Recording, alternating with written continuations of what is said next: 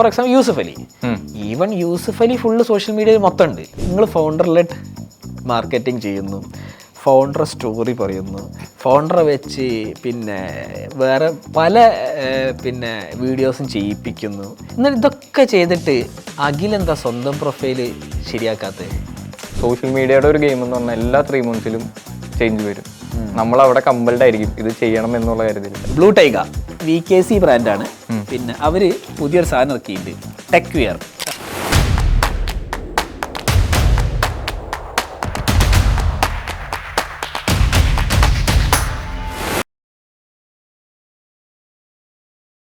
പുതിയൊരു എപ്പിസോഡിലേക്ക് സ്വാഗതം. ഇന്ന് നമ്മളെ കൂടെ ഉള്ളത് കണ്ടൻറ് മാർക്കറ്റിംഗ് സ്പെഷ്യലിസ്റ്റായ അഖിൽ ജിജോ ആണ്. അഖിൽ ജിജോ കോടികളുടെ ബിസിനസ്സാണ് ഇൻസ്റ്റാഗ്രാമിൽ കണ്ടൻറ് പോസ്റ്റ് ചെയ്ത് ഉണ്ടാക്കുന്നത്. ഇന്ന് അഖിലിൻ്റെ അടുത്തിന് എന്തൊക്കെ കിട്ടുമെന്ന് നമുക്ക് നോക്കാം. Akhil, welcome to the show. Thank you. ഈ എപ്പിസോഡ് സ്പോൺസർ ചെയ്തത് AB ഫൈനൽ എന്ന CRO ഏജൻസിയാണ്. നമ്മളൊരു വെബ്സൈറ്റിലേക്ക് കുറേ കസ്റ്റമേഴ്സിനെ കൊണ്ടുപോയിട്ട് മാത്രം അതുകൊണ്ട് ആവില്ല. ആ കസ്റ്റമേഴ്സിനെ സെയിലിലേക്ക് കൺവേർട്ട് ചെയ്യണം. അതിന് ആ പേജിൽ പലതരം ഒപ്റ്റിമൈസേഷൻ ചെയ്യണം. അത് ചെയ്തു തരുന്ന കമ്പനിയാണ് AB ഫൈനൽ CRO ഏജൻസി. അവരെ നമ്പർ ഞങ്ങൾ താഴെ ഡിസ്ക്രിപ്ഷനിൽ കൊടുത്തിട്ടുണ്ട്. You can contact them directly. എന്ത് ഡൗട്ട് ഉണ്ടെങ്കിലും കമൻസിൽ ചോദിച്ചാൽ മതി. Somebody from their team will respond to you. Over to the episode. എനിക്ക് ഫസ്റ്റ് ചോദിക്കാനുള്ളത്, Akhil is so young, and you have lot of clients like പിന്നെ ഹോട്ട്സ്റ്റാർ, Paytm, ഇങ്ങനത്തെ ക്ലയൻറ്റൊക്കെ ആയിട്ടാണ് വർക്ക് ചെയ്യുന്നത്. അപ്പോൾ ഫസ്റ്റ് ചോദിക്കാനല്ലേ, അഖിലിൻ്റെ ഒരു തുടക്കം എവിടുന്നാണ്? എങ്ങനെയാണ് ബിസിനസ് തുടങ്ങിയത്? ബിസിനസ്സിനേലും മുമ്പ് ഞാൻ ഫസ്റ്റ് ഒരു ഫ്രീലാൻസർ എന്നുള്ള രീതിയിലാണ് ഡിജിറ്റൽ മാർക്കറ്റിങ്ങിനെ അപ്രോച്ച് ചെയ്യുന്നത്. ലൈക്ക് ഈവൻ സ്റ്റഡീസിൻ്റെ സമയത്ത് തന്നെയാണെന്നുണ്ടെങ്കിലും ഡിജിറ്റൽ മാർക്കറ്റിങ്ങിലേക്ക് ഒരു താല്പര്യം ഉണ്ടായിരുന്നു. പക്ഷേ ഇപ്പോൾ ഒരു 9th അല്ലെങ്കിൽ ഒരു 10th ഒക്കെ ആയപ്പോഴേക്കും തന്നെ ഡിജിറ്റൽ മാർക്കറ്റിങ്ങിലേക്ക് സ്റ്റാർട്ട് ചെയ്തിട്ടുണ്ടായിരുന്നു. അപ്പോൾ ആ ഒരു ടൈമിൽ ഫ്രീലാൻസ് ആയിട്ടാണ് വർക്ക് ചെയ്തിരുന്നത്. ഇനീഷ്യൽ ടൈമിൽ ബ്ലോഗ് റൈറ്റിംഗ് ആയിരുന്നു കൂടുതലും ചെയ്തിരുന്നത്, ബ്ലോഗർ എന്നുള്ള ഒരു പ്ലാറ്റ്ഫോമിൽ. മലയാളത്തിലാണോ ഇംഗ്ലീഷിലാണോ? ഇംഗ്ലീഷിൽ. ലൈക്ക് അപ്പോൾ ബ്ലോഗറിലുള്ള ആക്ടിവിറ്റീസ് ആയിരുന്നു ഇനീഷ്യൽ ടൈമിൽ ചെയ്തിരുന്നത്. പിന്നെ പയ്യെ പയ്യെ ഈ പറഞ്ഞ പോലെ എബ്രോഡുള്ള ഇൻഫ്ലുവൻസേഴ്സിനെ കണ്ട് അത്യാവശ്യം നല്ല രീതിക്ക് ഇൻഫ്ലുവൻസ്ഡ് ആയിട്ടുണ്ട്. ഇപ്പോൾ യൂട്യൂബാണ് ആ ടൈമിൽ കുറച്ചധികം ഈ പറഞ്ഞ നോളജിന് നമ്മൾ ലൈക്ക് റിസർച്ച് ചെയ്യാൻ വേണ്ടിയിട്ട് യൂസ് ചെയ്തിരുന്നത്. പിന്നെ പയ്യെ പയ്യെ കണ്ടൻറ്റിനോടുള്ളൊരു താല്പര്യം വന്നു. സെയിം ടൈം ഞാൻ ഡിജിറ്റൽ മാർക്കറ്റിങ്ങിന് മൾട്ടിപ്പിൾ കോഴ്സസ് ചെയ്തിട്ടുണ്ട്. ഇപ്പോൾ മെറ്റയുടെ തന്നെ ആയാലും കോഴ്സസ് ചെയ്തിട്ടുണ്ട്, അല്ലെങ്കിൽ പല അവൈലബിൾ ആയിട്ടുള്ള എല്ലാ ഓൺലൈൻ കോഴ്സസും മോസ്റ്റ്ലി ചെയ്തിട്ടുണ്ട്. അങ്ങനെ പയ്യെ ഡിജിറ്റൽ മാർക്കറ്റിംഗ് സ്റ്റാർട്ട് ചെയ്തു. അങ്ങനെയാണ് ജേർണിയുടെ ഒരു സ്റ്റാർട്ടിങ്. ഓക്കെ, അപ്പോൾ 9th ക്ലാസ്സിന് എന്താണ് ഫസ്റ്റ് ചെയ്തത്? ഫസ്റ്റ് ബ്ലോഗറാണ്. പിന്നെ ആ ടൈമിൽ ടെലിഗ്രാമിൽ നമുക്ക് കുറച്ച് ഗ്രൂപ്പ്സ് ഉണ്ടായിരുന്നു.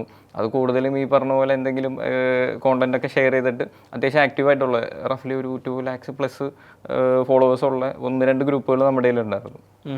ഞാൻ ഫ്രണ്ട്സും കൂടെ കൂടിയിട്ട് സ്റ്റാർട്ട് ചെയ്തതാണ്. എന്താണ് ഈ ഗ്രൂപ്പുകളിലൊക്കെ എന്താ നടക്കുന്നത്? ലൈക്ക് അത് 9th 10th ഒക്കെ ആയിരുന്നപ്പോഴാണ് ആ ഒരു ടൈമിൽ സ്റ്റാർട്ട് ചെയ്തായിരുന്നു. അവിടെ നമ്മൾ ഷെയർ ചെയ്തായിരുന്നു കോണ്ടന്റ് എന്ന് പറഞ്ഞാൽ ഇപ്പോൾ ആപ്സ് ആണെന്നുണ്ടെങ്കിൽ അതെങ്ങനെ ഡൗൺലോഡ് ചെയ്യാം, അങ്ങനത്തെ അല്ലെങ്കിൽ APKs അവൈലബിൾ ആയിട്ടുള്ളതൊക്കെ ഷെയർ ചെയ്യണം, അങ്ങനത്തെ ഗ്രൂപ്പ്സ് ആയിരുന്നു. ഓക്കെ, അവിടെ നിന്നാണ് തുടക്കം. എന്നിട്ട് ഓക്കെ, ഇനി 10th കഴിഞ്ഞിട്ടുള്ള കാലഘട്ടം പറയൂ. ആ പാരലലി ഇതെല്ലാം പാരലായിട്ട് നടന്നിരുന്നു. അത്രയും എവിഡൻ്റ് ആയിട്ട് അല്ലെങ്കിൽ പോലും ലൈക്ക് സ്റ്റഡീസിൻ്റെ കൂടെ തന്നെ ഞാൻ ഈ പറഞ്ഞ പോലെ ഡിജിറ്റൽ മാർക്കറ്റിംഗ് പെർസ്യൂ ചെയ്യുന്നുണ്ടായിരുന്നു. ഓക്കെ, അപ്പോൾ ഒരു ഫസ്റ്റ് ക്ലയൻറ്റിനെ ഫസ്റ്റ് $1 എങ്ങനെയാണ് ഉണ്ടാക്കണേ? ഫസ്റ്റ് വന്നത് ഫൈവറിൽ നിന്നാണ്.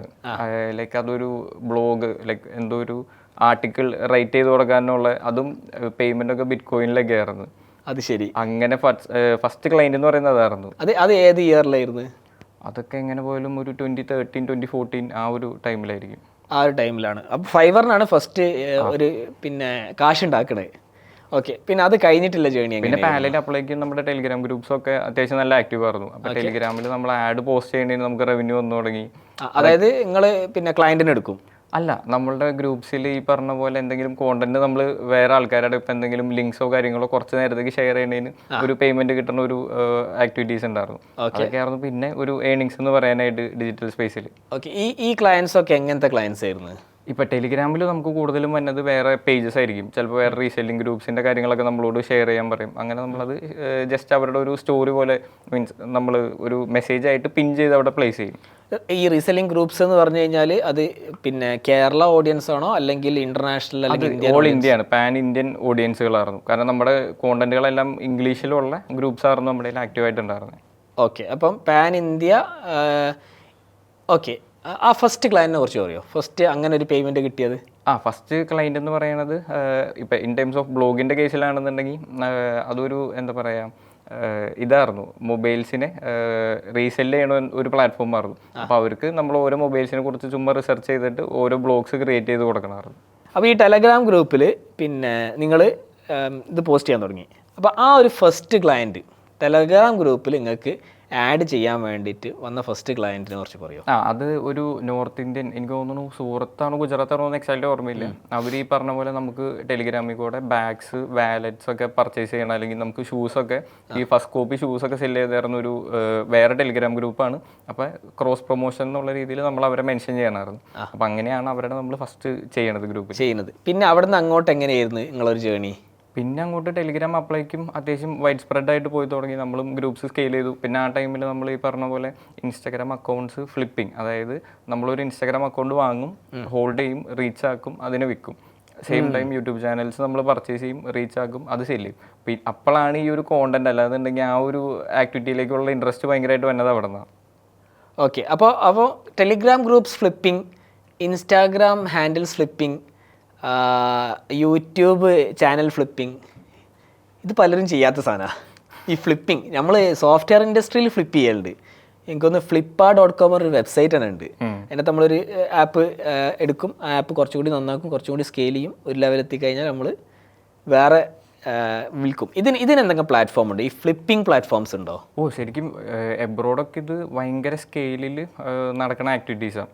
എക്സാമ്പിൾ പറയുകയാണെന്നുണ്ടെങ്കിൽ അതിന് വേണ്ടിയിട്ട് ഈ പറഞ്ഞ പോലെ ഫ്ലിപ്പിങ്ങിന് ഇൻസ്റ്റാഗ്രാം ഫ്ലിപ്പേഴ്സ് എന്നൊക്കെ പറഞ്ഞുകൊണ്ട് ഇഷ്ടംപോലെ വലിയ കമ്മ്യൂണിറ്റീസ് ഒക്കെ ഉണ്ടായിരുന്നു ആ ടൈമിൽ ആക്റ്റീവായിട്ട്. ഇപ്പോഴും അങ്ങനത്തെ കമ്മ്യൂണിറ്റീസ് ഭയങ്കര ആക്റ്റീവാണ്. അപ്പോൾ നമ്മളെ നാട്ടിൽ അല്ലെങ്കിൽ ഇന്ത്യയിലൊക്കെ അങ്ങനത്തെ കമ്മ്യൂണിറ്റീസ് ഉണ്ടോ? ഇവിടെ കമ്മ്യൂണിറ്റീസ് ഇല്ല, പക്ഷെ അത് ചെയ്യണ ഇപ്പം എൻ്റെ ഫ്രണ്ട്സിൽ തന്നെ കുറേ പേരുണ്ട് ഇപ്പോഴും അത് കണ്ടിന്യൂ ചെയ്ത് ചെയ്യുന്നുണ്ട്. ഇപ്പോൾ എക്സാമ്പിൾ പറഞ്ഞാൽ വെഡ്ഡിങ്സിൻ്റെ മാത്രം പോസ്റ്റുകൾ ഇട്ട് ഒരു പേജ് ബിൽഡ് ചെയ്യും, അത് വെഡ്ഡിങ് സ്റ്റുഡിയോസിന് സെല് ചെയ്യും. അങ്ങനെയൊക്കെ നീഷ് കീപ്പ് ചെയ്യണവർ ഇഷ്ടം പോലെ പേരുണ്ട്. അടിപൊളി. ഓക്കെ. അപ്പോൾ നമുക്ക് കൂടുതൽ അറിയണോ? അപ്പോൾ എങ്ങനെയായിരിക്കും ഈ നമ്പർ ഓഫ് ഫോളോവേഴ്സിൻ്റെ പേരിലായിരിക്കും മേലെയായിരിക്കുമോ ഈ ഫ്ലിപ്പിംഗ് വരിക, അല്ലെങ്കിൽ എങ്ങനെയായിരിക്കും അതിൻ്റെ പ്രൈസിങ് വരിക? അതിപ്പോൾ പല കാറ്റഗറീസ് ഉണ്ട്. നമ്മൾ കൂടുതൽ എന്താ ചെയ്യാന്ന് വെച്ചാൽ അൺഓർഗനൈസ്ഡ് ആയിട്ടുള്ള ഒരു പേജ് നമ്മൾ കളക്ട് ചെയ്യും, അതിനെ എൻ്റെ നമ്മൾ ഓർഗനൈസ്ഡ് ആക്കും. നമ്മൾ പറഞ്ഞാൽ നമ്മളൊരു അൺഓർഗനൈസ്ഡ് ആയിട്ടുള്ള ഒരു പേജിനെ ആയിരിക്കും നമ്മൾ എടുക്കുക. ആ എടുത്തേക്കണ അക്കൗണ്ട് ഒരു പർട്ടിക്കുലർ നീഷിന് ബൗണ്ടഡ് ആയിരിക്കില്ല. നമ്മൾ അതിലേക്ക് നല്ല കോണ്ടന്റുകൾ പുഷ് ചെയ്യാൻ തുടങ്ങും. നിങ്ങൾ ആ പാഠം എടുക്കണതിന് നിങ്ങൾക്കൊരു ഇതുണ്ടാവില്ല, ഒരു ക്രൈറ്റീരിയ ഉണ്ടാവുമല്ലോ? അത് മോസ്റ്റ്ലി ഫോളോവേഴ്സിനേലും കൂടുതൽ എൻഗേജ്മെന്റ് ആയിരിക്കും. എത്ര ഫോളോവേഴ്സ്, എത്ര എൻഗേജ്മെന്റ്, ഏകദേശം എന്തെങ്കിലും ഒരു ഇതുണ്ടാവും? എന്തായാലും 10K മുകളിലുള്ള അക്കൗണ്ട്സ് 10K ഫോളോവേഴ്സ്. പിന്നെ അത്യാവശ്യം എൻഗേജ്മെന്റ് ആണ് എന്തായിരിക്കും? ലൈക്ക് അത്രയും അതിൽ പോന്നേക്കുന്ന കോണ്ടന്റ് ആൾക്കാർ ഷെയർ ചെയ്തേക്കുന്നതാണോ കൂടുതൽ നമ്മൾ എപ്പോഴും അനലൈസ് ചെയ്യും. കറക്റ്റ്. കാരണം അത് വളരെ റിലേറ്റബിൾ കണ്ടന്റ് ആണല്ലോ. അപ്പം ആ ഒരു ഇതിൻ്റെ ഗുണം എന്ന് പറഞ്ഞു കഴിഞ്ഞാൽ അതിൽ എക്സിസ്റ്റിംഗ് ആയിട്ടുള്ള കോണ്ടന്റിനെ നമ്മൾ കംപ്ലീറ്റ്ലി റിമൂവ് ചെയ്തിട്ട് പുതിയൊരു കോണ്ടന്റിനെ റീപ്ലേസ് ചെയ്താൽ പോലും ആ അക്കൗണ്ട് നല്ല രീതിക്ക് പെർഫോം ചെയ്യുമെന്ന് നമുക്ക് കൺഫേം ആണ്. അതായത് നിങ്ങൾ ഏകദേശം, പക്ഷെ അവിടെ ഒരു ജനറൽ ഓഡിയൻസ് ആവാൻ സാധ്യതയല്ലേ? നിഷ് ഓഡിയൻസ് ആയിരിക്കില്ലല്ലോ. നിഷ് ഓഡിയൻസ് ആയിരിക്കില്ല, ജനറൽ ഓഡിയൻസിനെ കിട്ടിയിട്ട് അതിനെ നമ്മൾ നിഷാക്കും. ലൈക്ക് ഇപ്പോൾ എക്സാമ്പിൾ പറഞ്ഞു കഴിഞ്ഞാൽ ഓട്ടോമോട്ടീവ് ആണെന്നുണ്ടെങ്കിൽ കാസിൻ്റെ ഇപ്പോൾ ലൈക്ക് സൂപ്പർ കാസിൻ്റെ മാത്രം ഫോട്ടോസ് അപ്ലോഡ് ചെയ്ത് നമ്മളതിനെ പ്രോപ്പർലി ഒരു നീഷിലേക്ക് അവിടെ നിന്ന് ഡ്രൈവ് ചെയ്ത് കൊണ്ടുവരും.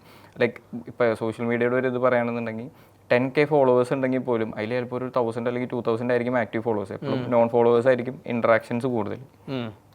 ഓക്കെ. അപ്പോൾ ഒരു 10K ഫോളോവേഴ്സ് അത്യാവശ്യം എൻഗേജ്മെൻ്റ് ഉള്ളൊരു പേജ് നിങ്ങൾ എടുക്കുക വെച്ചാൽ എന്തായിരിക്കും അതിൻ്റെ ഒരു പ്രൈസിങ് റേഞ്ച്?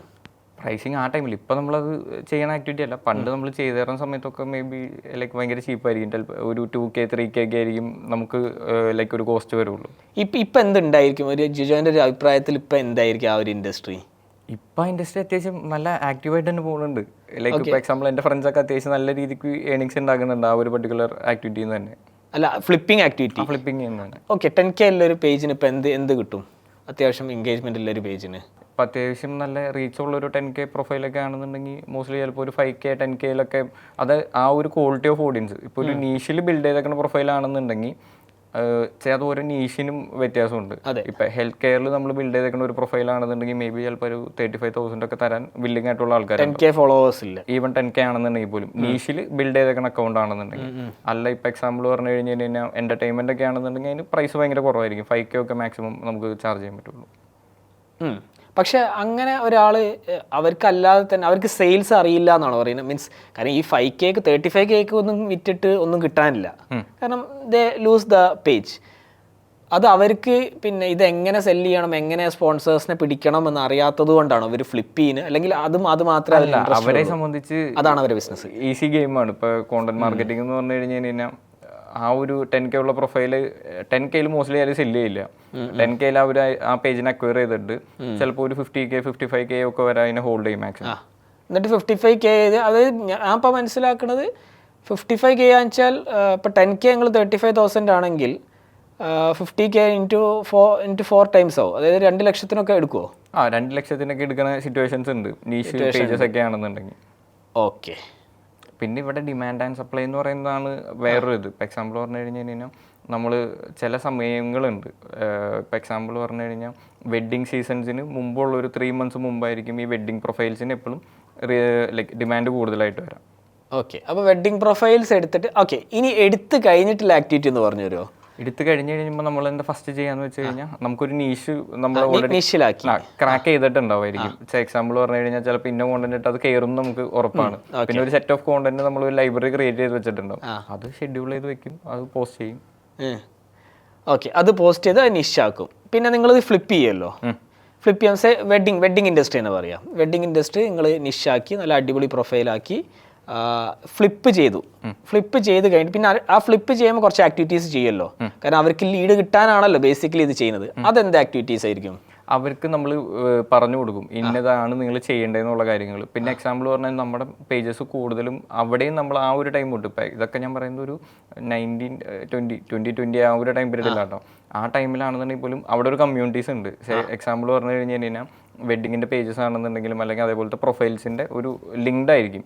സോ നമ്മളൊരു പോസ്റ്റ് ഇട്ട് കഴിഞ്ഞിട്ട് ഇവർക്ക് അയച്ചു കൊടുക്കുകയാണെന്നുണ്ടെങ്കിൽ അവരെല്ലാവരും അതിനെ ഷെയർ ചെയ്യും. അതെ, സെയിം ടൈം അവർക്ക് പോസ്റ്റ് ചെയ്തേക്കുന്ന കോണ്ടന്റ് അവർ അയച്ച് നമുക്കും തരും. അപ്പോൾ നമ്മളും അത് സ്റ്റോർ ചെയ്തിട്ട് സോ അവിടെ ഒരു കമ്മ്യൂണിറ്റി പോലെ തന്നെയാണ് അത് പോകുന്നത്. ഓക്കെ. അപ്പോൾ ബേസിക്കലി അവിടെ അവർക്ക് ഓൾറെഡി ലീഡ് വരുന്നുണ്ടാവും. അപ്പോൾ ആ ലീഡ്സ് അവർക്ക് എടുക്കാം, അല്ലെങ്കിൽ അവർക്ക് വേറെ ആർക്കെങ്കിലും ട്രാൻസ്ഫർ ചെയ്യും. പിന്നെ അതിലിപ്പോൾ നമ്മൾ കുറച്ച് ജനറിക് ആയിട്ടുള്ള കോണ്ടന്റ് ആയിരിക്കില്ല, അത് പയ്യെ റീപ്ലേസ് ചെയ്തിട്ട് അവരുടേതായിട്ടുള്ള കോണ്ടന്റ്. ഇപ്പോൾ ഒരു വെഡ്ഡിങ് സ്റ്റുഡിയോ ആണെന്നുണ്ടെങ്കിൽ അവരുടെ എക്സ്പെർട്ടീസ് എന്താണ്, ഫോട്ടോസ് ആണെന്നുണ്ടെങ്കിൽ ആ ഫോട്ടോസിനെ മാക്സിമം ഷോക്കേസ് ചെയ്യുക. അപ്പോൾ ഞങ്ങൾ കറക്റ്റ് റൂട്ടിലാണ് പോകണമെന്നാണ് നിങ്ങൾ പറയുന്നത്. നമ്മളിങ്ങനെ കമ്മ്യൂണിറ്റി ബിൽഡ് ചെയ്യുന്ന അടിപൊളി പരിപാടിയാണ്. കമ്മ്യൂണിറ്റീസ് ആണ്. ഇപ്പോൾ എക്സാമ്പിൾ പറഞ്ഞു കഴിഞ്ഞ് കഴിഞ്ഞാൽ ഇപ്പോൾ ഏത് ബിസിനസ് എടുത്ത് നോക്കിയാലും അൾട്ടിമേറ്റ്ലി അവിടെ ഒരു കമ്മ്യൂണിറ്റി ആണ് അതിനെ ലോങ് ടൈമിൽ സസ്റ്റെയിൻ ചെയ്യുക. കറക്റ്റ്. അതായത് അൾട്ടിമേറ്റ്ലി അതിൻ്റെ അകത്ത് വാല്യൂ ഡ്രിവൺ ആയിരിക്കണം, വാല്യൂ കിട്ടണം രണ്ടുപേർക്കും. അതായത് ബ്രാൻഡിനും വാല്യൂ ഉണ്ടാവണം, മോണിറ്ററി ബെനിഫിറ്റ്സ് മാത്രമല്ല, അങ്ങോട്ടും ഇങ്ങോട്ടും നമുക്ക് എന്തെങ്കിലും ഒരു വാല്യൂ ഷെയറിംഗ് എപ്പോഴും ഉണ്ടാവണം. ഓക്കെ. അപ്പം അത് നമ്മൾ ഏകദേശം പഠിച്ചു. ഇനി എപ്പോഴാണ് നിങ്ങളൊരു ഇ-കൊമേഴ്സിലേക്ക് എത്തുന്നത്? പ്രൊഡക്ട്സ് വിൽക്കണം, ബേസിക്കലി പ്രൊഡക്ട്സ് ആണല്ലോ. പ്രൊഡക്ട്സ് എന്നുള്ള ഒരു കാറ്റഗറി എത്തുന്നത് 2017 ലൈക്ക് നമുക്ക് ഇനീഷ്യൽ ടൈമിൽ ഉണ്ടായിരുന്ന 1-2 ക്ലയൻസ് എന്ന് പറഞ്ഞു കഴിഞ്ഞാൽ മോസ്റ്റ്ലി എല്ലാം ഈ ഓഫ്ലൈൻ സ്റ്റോഴ്സുകളായിരുന്നു. ലൈക്ക് ഫീമെയിൽസിന്റെ ക്ലോത്തിങ് കാര്യങ്ങളൊക്കെ ചെയ്യുന്ന ഫാഷൻ ബ്രാൻഡ്സ് തന്നെ ഒരു സ്റ്റോറുള്ള അവിടെ ഒരു ലൊക്കാലിറ്റി ബേസ് ചെയ്ത് സെല് ചെയ്യുന്ന ബ്രാൻഡുകളാണ്. അപ്പൊ അങ്ങനെയുള്ളവരെയാണ് നമ്മളിത് ഒരു ഏജൻസി ആയിട്ട് ഫോം ചെയ്യണം, അല്ലാന്നുണ്ടെങ്കിൽ ഇതൊരു പ്രോപ്പർ ബിസിനസ് മോഡൽ ആക്കണം എന്ന് വിചാരിച്ച സമയത്ത് നമ്മൾ ഇനീഷ്യൽ കോൺടാക്ട് ചെയ്യുന്നത് അങ്ങനെയുള്ളവരെയാണ്.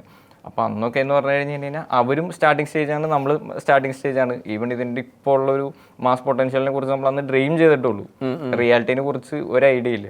അപ്പോൾ ആ ഒരു ടൈമിൽ നമ്മൾ അങ്ങനെയുള്ള ബ്രാൻഡ്സിനെ ഐഡൻറ്റിഫൈ ചെയ്തു, അവരെ ചെന്നു. അന്ന് നമ്മൾ എല്ലാത്തിൻ്റെയും കളക്ഷൻ ചെയ്യാറുണ്ട്. ഇപ്പോൾ എക്സാമ്പിൾ പറഞ്ഞു കഴിഞ്ഞാൽ പെർഫോമൻസ് മാർക്കറ്റിംഗ് ചെയ്യാറുണ്ട്, കോണ്ടന്റ് മാർക്കറ്റിംഗ് ചെയ്യും, സോഷ്യൽ മീഡിയ ഹാൻഡിലിംഗ്, അങ്ങനെ എല്ലാം കൂടെ മിക്സ്ഡ് അപ്പ് ആയിട്ടുള്ള ആക്ടിവിറ്റീസ് ആയിരുന്നു. പിന്നെ നമുക്ക് മനസ്സിലായി അതിൽ നമുക്കും ഈ ഒരു മൂവീസ് അല്ലാന്നുണ്ടെങ്കിൽ ഒരു ക്രിയേറ്റീവ് ഫീൽഡിനോടുള്ള താല്പര്യം ആ ഒരു ടൈം തൊട്ടേ ഉണ്ടായിരുന്നു. അപ്പോൾ ആ ഒരു ആക്ടിവിറ്റീസ് അല്ലാന്നുണ്ടെങ്കിൽ ആ ഒരു നോഹോ നമ്മൾ മാക്സിമം ഇതിലേക്ക് ഇൻക്ലൂഡ് ചെയ്ത് നോക്കിയപ്പോൾ അത് അത്യാവശ്യം ക്രാക്ക് ചെയ്ത് തുടങ്ങിയായിരുന്നു. സെയിൽ വന്നു തുടങ്ങി, റീച്ച് വന്നു തുടങ്ങി, നമ്മൾ വിചാരിക്കാത്ത പോലെ ബ്രാൻഡുകൾ ഗ്രോ ചെയ്യാൻ തുടങ്ങി. ഓക്കെ. അപ്പോൾ പിന്നെ എങ്ങനെയായിരുന്നു ആ ഫസ്റ്റ് ഒരു ഫാഷൻ സ്റ്റോർ നിങ്ങൾ അക്വയർ? വീടിൻ്റെ അടുത്തുള്ള ഫാഷൻ സ്റ്റോർ ആയിരുന്നു? എങ്ങനെയായിരുന്നു ആ ഒരു? എനിക്ക് തോന്നുന്നു ആരോ റെഫർ ചെയ്തതാണ്. ഞാൻ അതിന് മുമ്പ് ഈ ഫ്രീലാൻസ് ആയിട്ടൊക്കെ ചെയ്യുമ്പോൾ തന്നെ എവിടെ ഇരുന്ന് തുടങ്ങിയത്? എറണാകുളത്ത് തന്നെ തുടങ്ങിയത്? ലൈക്ക് ഞാൻ ലൈക്ക് സ്റ്റഡീസിന്റെ കൂടെ തന്നെ കാക്കനാട് മൾട്ടിപ്പിൾ ഫേംസ് ആയിട്ട് അസോസിയേറ്റ് ചെയ്ത് വർക്ക് ചെയ്യുന്നുണ്ട്. എവിടെയായിരുന്നു പഠിച്ചത്? ഞാൻ പഠിച്ചത് അങ്കമാലിയിൽ. അങ്കമാലിയിലെവിടെ? District De Paul. ഞാൻ ഫിസാറ്റിലാണ് പഠിച്ചത്. അടുത്തടുത്ത്. ഓക്കെ. അപ്പോൾ പിന്നെ അത് പഠിച്ചു തുടങ്ങി. അപ്പോൾ എവിടെയല്ല സ്റ്റോർ ആയിരുന്നു? എറണാകുളത്ത് തന്നെയുള്ള സ്റ്റോർ ആയിരുന്നു? കൊച്ചിയല്ല, അങ്കമാലിയിലുള്ള സ്റ്റോറുകളായിരുന്നു നമുക്ക് ഇനീഷ്യൽ ടൈമിൽ ഉണ്ടായിരുന്നത്. ഓക്കെ. അപ്പോൾ അങ്കമാലിയിലുള്ള സ്റ്റോറുകൾക്ക് നിങ്ങൾ പറഞ്ഞു ഞങ്ങൾ സോഷ്യൽ മീഡിയ ചെയ്യാം, അപ്പോൾ നിങ്ങൾ പെർഫോമൻസും കണ്ടന്റ് മാർക്കറ്റിംഗ് ചെയ്ത് നിങ്ങൾക്ക് മനസ്സിലായി എല്ലാം, അതായത് പോസ്റ്റർ എല്ലാം ചെയ്യാമെന്ന് പറഞ്ഞുകൊണ്ട് നമ്മൾ മൊത്തത്തിലേക്കാണ് ആദ്യം മൊത്തത്തിലെടുത്തു. അപ്പോൾ ഫസ്റ്റ് വെബ്സൈറ്റ് എങ്ങനെയായിരുന്നു ബിൽഡ് ചെയ്തത്? ഫസ്റ്റ് വെബ്സൈറ്റ് വേർഡ് പ്രസ്സിൽ എനിക്ക് ഈ സൂ എന്ന് പറഞ്ഞിട്ട് ഇലക്ട്രോ സൂ എന്ന് പറഞ്ഞിട്ട് ഞാൻ ഒരു ബ്ലോഗ് സ്റ്റാർട്ട് ചെയ്തിട്ടുണ്ടായിരുന്നു. അതാണ് എൻ്റെ ഫസ്റ്റ് വെബ്സൈറ്റ് ക്രിയേഷൻ. അത് ഈ കോമേഴ്സ് അങ്ങനെയൊന്നുമല്ല, ഈ പറഞ്ഞ പോലെ പുറത്തൊരു ട്രെൻഡ് ഉണ്ടായിരുന്നു നമുക്ക് നട്ട്ഷെൽ എന്നൊക്കെ പറഞ്ഞിട്ടുള്ള പ്ലാറ്റ്ഫോംസിൽ ഈ പുതിയ ടെക്കിനെ കുറിച്ചുള്ള ന്യൂസും കാര്യങ്ങളൊക്കെ ഇത് ചെയ്യണ പോലെ. അതായിരുന്നു എൻ്റെ ഫസ്റ്റ് വെബ്സൈറ്റ്. നട്ട്ഷെൽ ആണോ ഉണ്ടാക്കിയത്? അല്ല, ഏത് പ്ലാറ്റ്ഫോമിന്റെ വേർഡ് പ്രസ്സിലാണ് ക്രിയേറ്റ് ചെയ്തത്. നട്ട്ഷെല്ലൊക്കെ പോലെ. പക്ഷേ ഇ കൊമേഴ്സ് വെബ്സൈറ്റ് ഏതായിരുന്നു ഫസ്റ്റ്? ഈ കോമേഴ്സ് വെബ്സൈറ്റ് നമ്മൾ ഫസ്റ്റ് ബിൽഡ് ചെയ്തതെന്ന് പറഞ്ഞു കഴിഞ്ഞാൽ അസോസിയേറ്റ് ചെയ്ത ബിൽഡ് ചെയ്തേക്കണേ, നമ്മൾ ഓൺ ക്രിയേറ്റ് ചെയ്യല്ല. നിങ്ങൾ ടെക് അല്ലല്ലോ, നിങ്ങൾ ക്രിയേറ്റീവ് ഫീൽഡ് ആയിരുന്നല്ലോ. ഓക്കെ. അപ്പോൾ എന്ത് പ്ലാറ്റ്ഫോമിലാണ് ഉണ്ടാക്കിയത്? എല്ലാം വേർഡ് പ്രസ്. നമ്മുടെ ഇപ്പോൾ ഈവൻ ദോ ഇപ്പോൾ ഉള്ള നമ്മുടെ ക്ലയൻസ് ആണെങ്കിൽ പോലും മേജറിൽ എല്ലാം വേർഡ് പ്രസ്സിലും വൂക്കോമേഴ്സിലും കൂടെ കൂടിയിട്ട് കൊമേഴ്സ് ചെയ്യണവരാണ്. അത് വൂക്കമേഴ്സിലാണ്. ഓക്കെ. അപ്പോൾ നിങ്ങൾ നല്ലോണം കണ്ടന്റ് ചെയ്യും, ഇതിൻ്റെ അകത്തേക്ക് ട്രാഫിക് ഡ്രൈവ് ചെയ്യും. ഓക്കെ. ഇത് ചെയ്യുമ്പം ഒരു സ്റ്റോറാണല്ലോ നിങ്ങൾ ചെയ്യുന്നത്. ഞാൻ മനസ്സിലാക്കിയിടത്തോളം ആ സ്റ്റോക്ക് ഔട്ട് ആയി കഴിഞ്ഞാൽ അത് പോയി. അതെങ്ങനെ നിങ്ങൾ ആ സമയത്ത് ഹാൻഡിൽ ചെയ്തു? ഇപ്പോൾ എക്സാമ്പിൾ പറഞ്ഞാൽ സ്റ്റോക്ക് ഔട്ട് ആവണത് ലൈക്ക് ഇപ്പോൾ എക്സാമ്പിൾ നമുക്കിപ്പോൾ ഒരു വീഡിയോ ഭയങ്കരമായിട്ട് റീച്ച് ആവുന്ന സമയത്ത് മിക്ക പ്രൊഡക്ട്സും പെട്ടെന്ന് സ്റ്റോക്ക് ഔട്ട് ആവും. അല്ലാന്നുണ്ടെങ്കിൽ ഇതിനെയും ഫാസ്റ്റ് ഫാഷൻ തന്നെ നമുക്ക് പറയാം. കാരണം ഒരു വീഡിയോ റിലീസായി കഴിഞ്ഞ് ഇപ്പോഴത്തെ ഒരു സിനാരിയോ വെച്ചിട്ട് മോസ്റ്റ്ലി ചിലപ്പോൾ ഒരു 1 ഡേ അല്ലെങ്കിൽ 2 ഡേയ്സിനുള്ളിൽ ആ എൻ്റയർ സ്റ്റോക്ക് ക്ലിയർ ആയി നമുക്ക് പോകും. പിന്നെ നമുക്ക് വന്ന ഓർഡേഴ്സിനെ മീറ്റ് ചെയ്യാൻ പറ്റാത്തതാണ് ഇപ്പം നമ്മുടെ മിക്ക ക്ലയൻസും ഫേസ് ചെയ്യുന്ന മേജർ ആയിട്ടുള്ളൊരു ഇഷ്യൂ. അത് നല്ലൊരു പ്രോബ്ലം അല്ലേ? കേൾക്കുമ്പോൾ നല്ലൊരു പ്രോബ്ലം, പക്ഷെ നമ്മുടെ ഗ്രോത്തിനെ ചിലപ്പോൾ അത് ഇത് ചെയ്യണ പോലെ അല്ല. അപ്പോൾ അത് എന്തായാലും നിങ്ങൾക്ക് സ്കെയിൽ ചെയ്യേണ്ട, കാരണം 1-2 ദിവസം കൊണ്ട് ആ ഒരു ഐറ്റം തീരുകയാണെങ്കിൽ. പക്ഷേ ഒരു സ്റ്റോർ ആകുമ്പം എത്ര SKU ഉണ്ടാവും ഒരു ഫാഷൻ സ്റ്റോറിൽ ഏകദേശം? ഇവർ മോസ്റ്റ്ലി ഇപ്പോൾ എക്സാമ്പിൾ പറഞ്ഞു കഴിഞ്ഞാൽ ഒരു ദിവസം 1 അല്ലെങ്കിൽ 2 ഡിസൈൻസ് റിലീസ് ചെയ്യുന്നതാണ് നമ്മുടെ മോസ്റ്റ് ഓഫ് ദ ക്ലയൻസിൻ്റെയും ഒരു പാറ്റേൺ. പക്ഷെ അവർക്ക് എത്ര SKUs ഉണ്ടാവും total collective? Month on month എങ്ങനെ പോയാലും ഒരു 55+ ഉണ്ടാവും. 55+. ഈ 55+ൽ എത്ര സ്റ്റോക്ക് ഉണ്ടാവും? ഓരോന്നിലും എത്ര സ്റ്റോക്ക് ഉണ്ടാവും? ഡിപ്പെൻസ് ആണ്, പല ക്ലയൻസിനും പല സൈസാണ്. ആവറേജ് നോക്കുകയാണെന്നുണ്ടെങ്കിൽ ഒരു 250 to 500 ഇടയിലായിരിക്കും ഏറ്റവും ബേസിക് ആയിട്ട് വരാം. അതുണ്ടാവും. അപ്പോൾ നിങ്ങൾ അതിനൊരു വീഡിയോ ലോഞ്ച് ചെയ്ത് വെക്കുക. ആ വീഡിയോ ഹിറ്റായി, ഇത് സ്റ്റോക്ക് ഔട്ടായി, ഈ സാധനം സ്റ്റോക്ക് ഔട്ടായി. അത് സ്റ്റോക്ക് ഔട്ട് ആവണ കൂട്ടത്തിൽ തന്നെ ആ ബാക്കിയുള്ള SKUs മൂവ് ചെയ്യുമോ?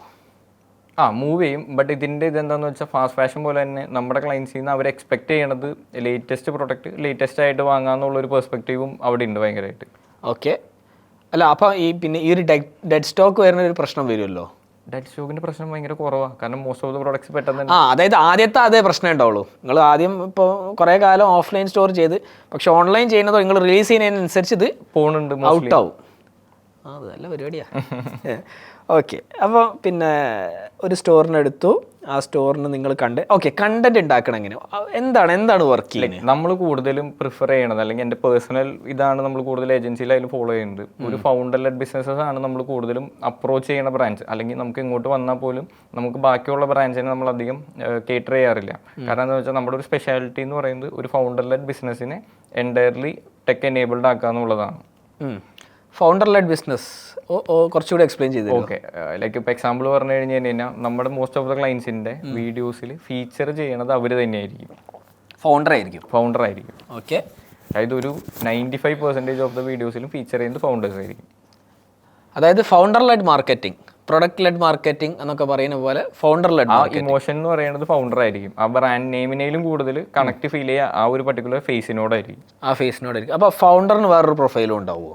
അവർക്കൊരു പേഴ്സണൽ പേജുകൾ നമ്മളിപ്പോൾ ലൈക്ക് ഇപ്പോൾ ഒരു 1 year ആയിട്ട് നമ്മൾ അവരുടെ പേഴ്സണൽ ബ്രാൻഡിങ് കൂടെ നമ്മൾ ചെയ്യുന്നുണ്ട്. ഓക്കെ. അപ്പോൾ ഫൗണ്ടറെയാണ് നിങ്ങൾ ഇതിൻ്റെ അകത്ത് സ്റ്റാർ ആക്കുക, അംബാസഡർ ആക്കുക. ഓക്കെ.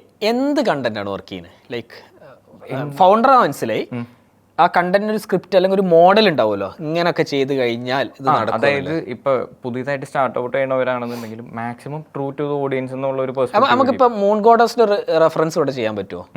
അതാണല്ലോ നിങ്ങളൊരു മേജർ ക്ലയൻറ്റ്, 4 million+ ഫോളോവേഴ്സ് ഇല്ലേ? ഓക്കെ. അത് വെച്ചിട്ട് നമുക്കൊന്ന് പറയാം. അതിലൊക്കെ എങ്ങനത്തെ കണ്ടന്റ് ആണ്? അവിടെ ആയാലും ഈ പറഞ്ഞ പോലെ നമ്മൾ കൂടുതലും പുതിയൊരു ലൈക്ക് പ്രൊഡക്റ്റ് വന്ന സമയത്ത് ലൈക്ക് റിലേറ്റബിലിറ്റി ആണ് അവിടുത്തെ മെയിൻ സെല്ലിംഗ് പോയിന്റ് എന്ന് പറഞ്ഞാൽ. റിലേറ്റബിലിറ്റി എന്ന് പറയുമ്പോൾ ഇപ്പം എക്സാമ്പിൾ പറഞ്ഞു കഴിഞ്ഞ് കഴിഞ്ഞാൽ ഇപ്പം അനിമാം ഒരു കോസ്റ്റ്യൂം ലൈക്ക് വെയർ ചെയ്യുകയാണെന്നുണ്ടെങ്കിൽ അവരുടെ മേജർ കസ്റ്റമേഴ്സും ആ ഒരു ബോഡി ഷേപ്പ് അല്ലാന്നുണ്ടെങ്കിൽ ആ ഒരു പർട്ടിക്കുലർ സ്കിൻ ടോണിൽ വരെ നിൽക്കുന്ന ആൾക്കാരായിരിക്കും. അല്ലാന്നുണ്ടെങ്കിൽ അവരുടെ ആസ്പിറേഷൻ എന്ന് പറയുന്നത് അതേപോലെ ആവണം എന്നുള്ളവരായിരിക്കും. സോ അതിനെ നമ്മൾ വേറെ എന്താ പറയുക ഓവർ ഫിൽറ്റേഴ്സോ കാര്യങ്ങളൊന്നുമില്ല, മാക്സിമം റോ ആയിട്ട് അതിനെ പ്രസന്റ് ചെയ്ത് കൊടുക്കാം. അത്രേ ഉള്ളൂ സംഭവം. പിന്നെ ഫൗണ്ടർ ആ ഡ്രസ്സ് ഇട്ടിട്ട് റാമ്പ് വാക്ക് ചെയ്യുന്നു എന്ന് വേണമെങ്കിൽ പറയാം. ചിലപ്പോൾ നമ്മൾ കുറച്ചും കൂടെ ക്രിയേറ്റീവ് ആയിട്ടുള്ള സിനാരിയോസിലേക്ക് പ്ലേസ് ചെയ്യും. എക്സാമ്പിൾ പറഞ്ഞാൽ ചിലപ്പോൾ ഡാൻസിന് വേണ്ടിയിട്ട് നമ്മൾ അവരെ ഹെൽപ്പ് ചെയ്യും, ലൈക്ക് ഡാൻസ് കളിപ്പിക്കും. അല്ലാന്നുണ്ടെങ്കിൽ ചിലപ്പോൾ കുറച്ച് കുഞ്ഞു കുഞ്ഞു സ്റ്റോറി ടെല്ലിംഗ് ഉള്ള ഇതുകളുണ്ടാവും.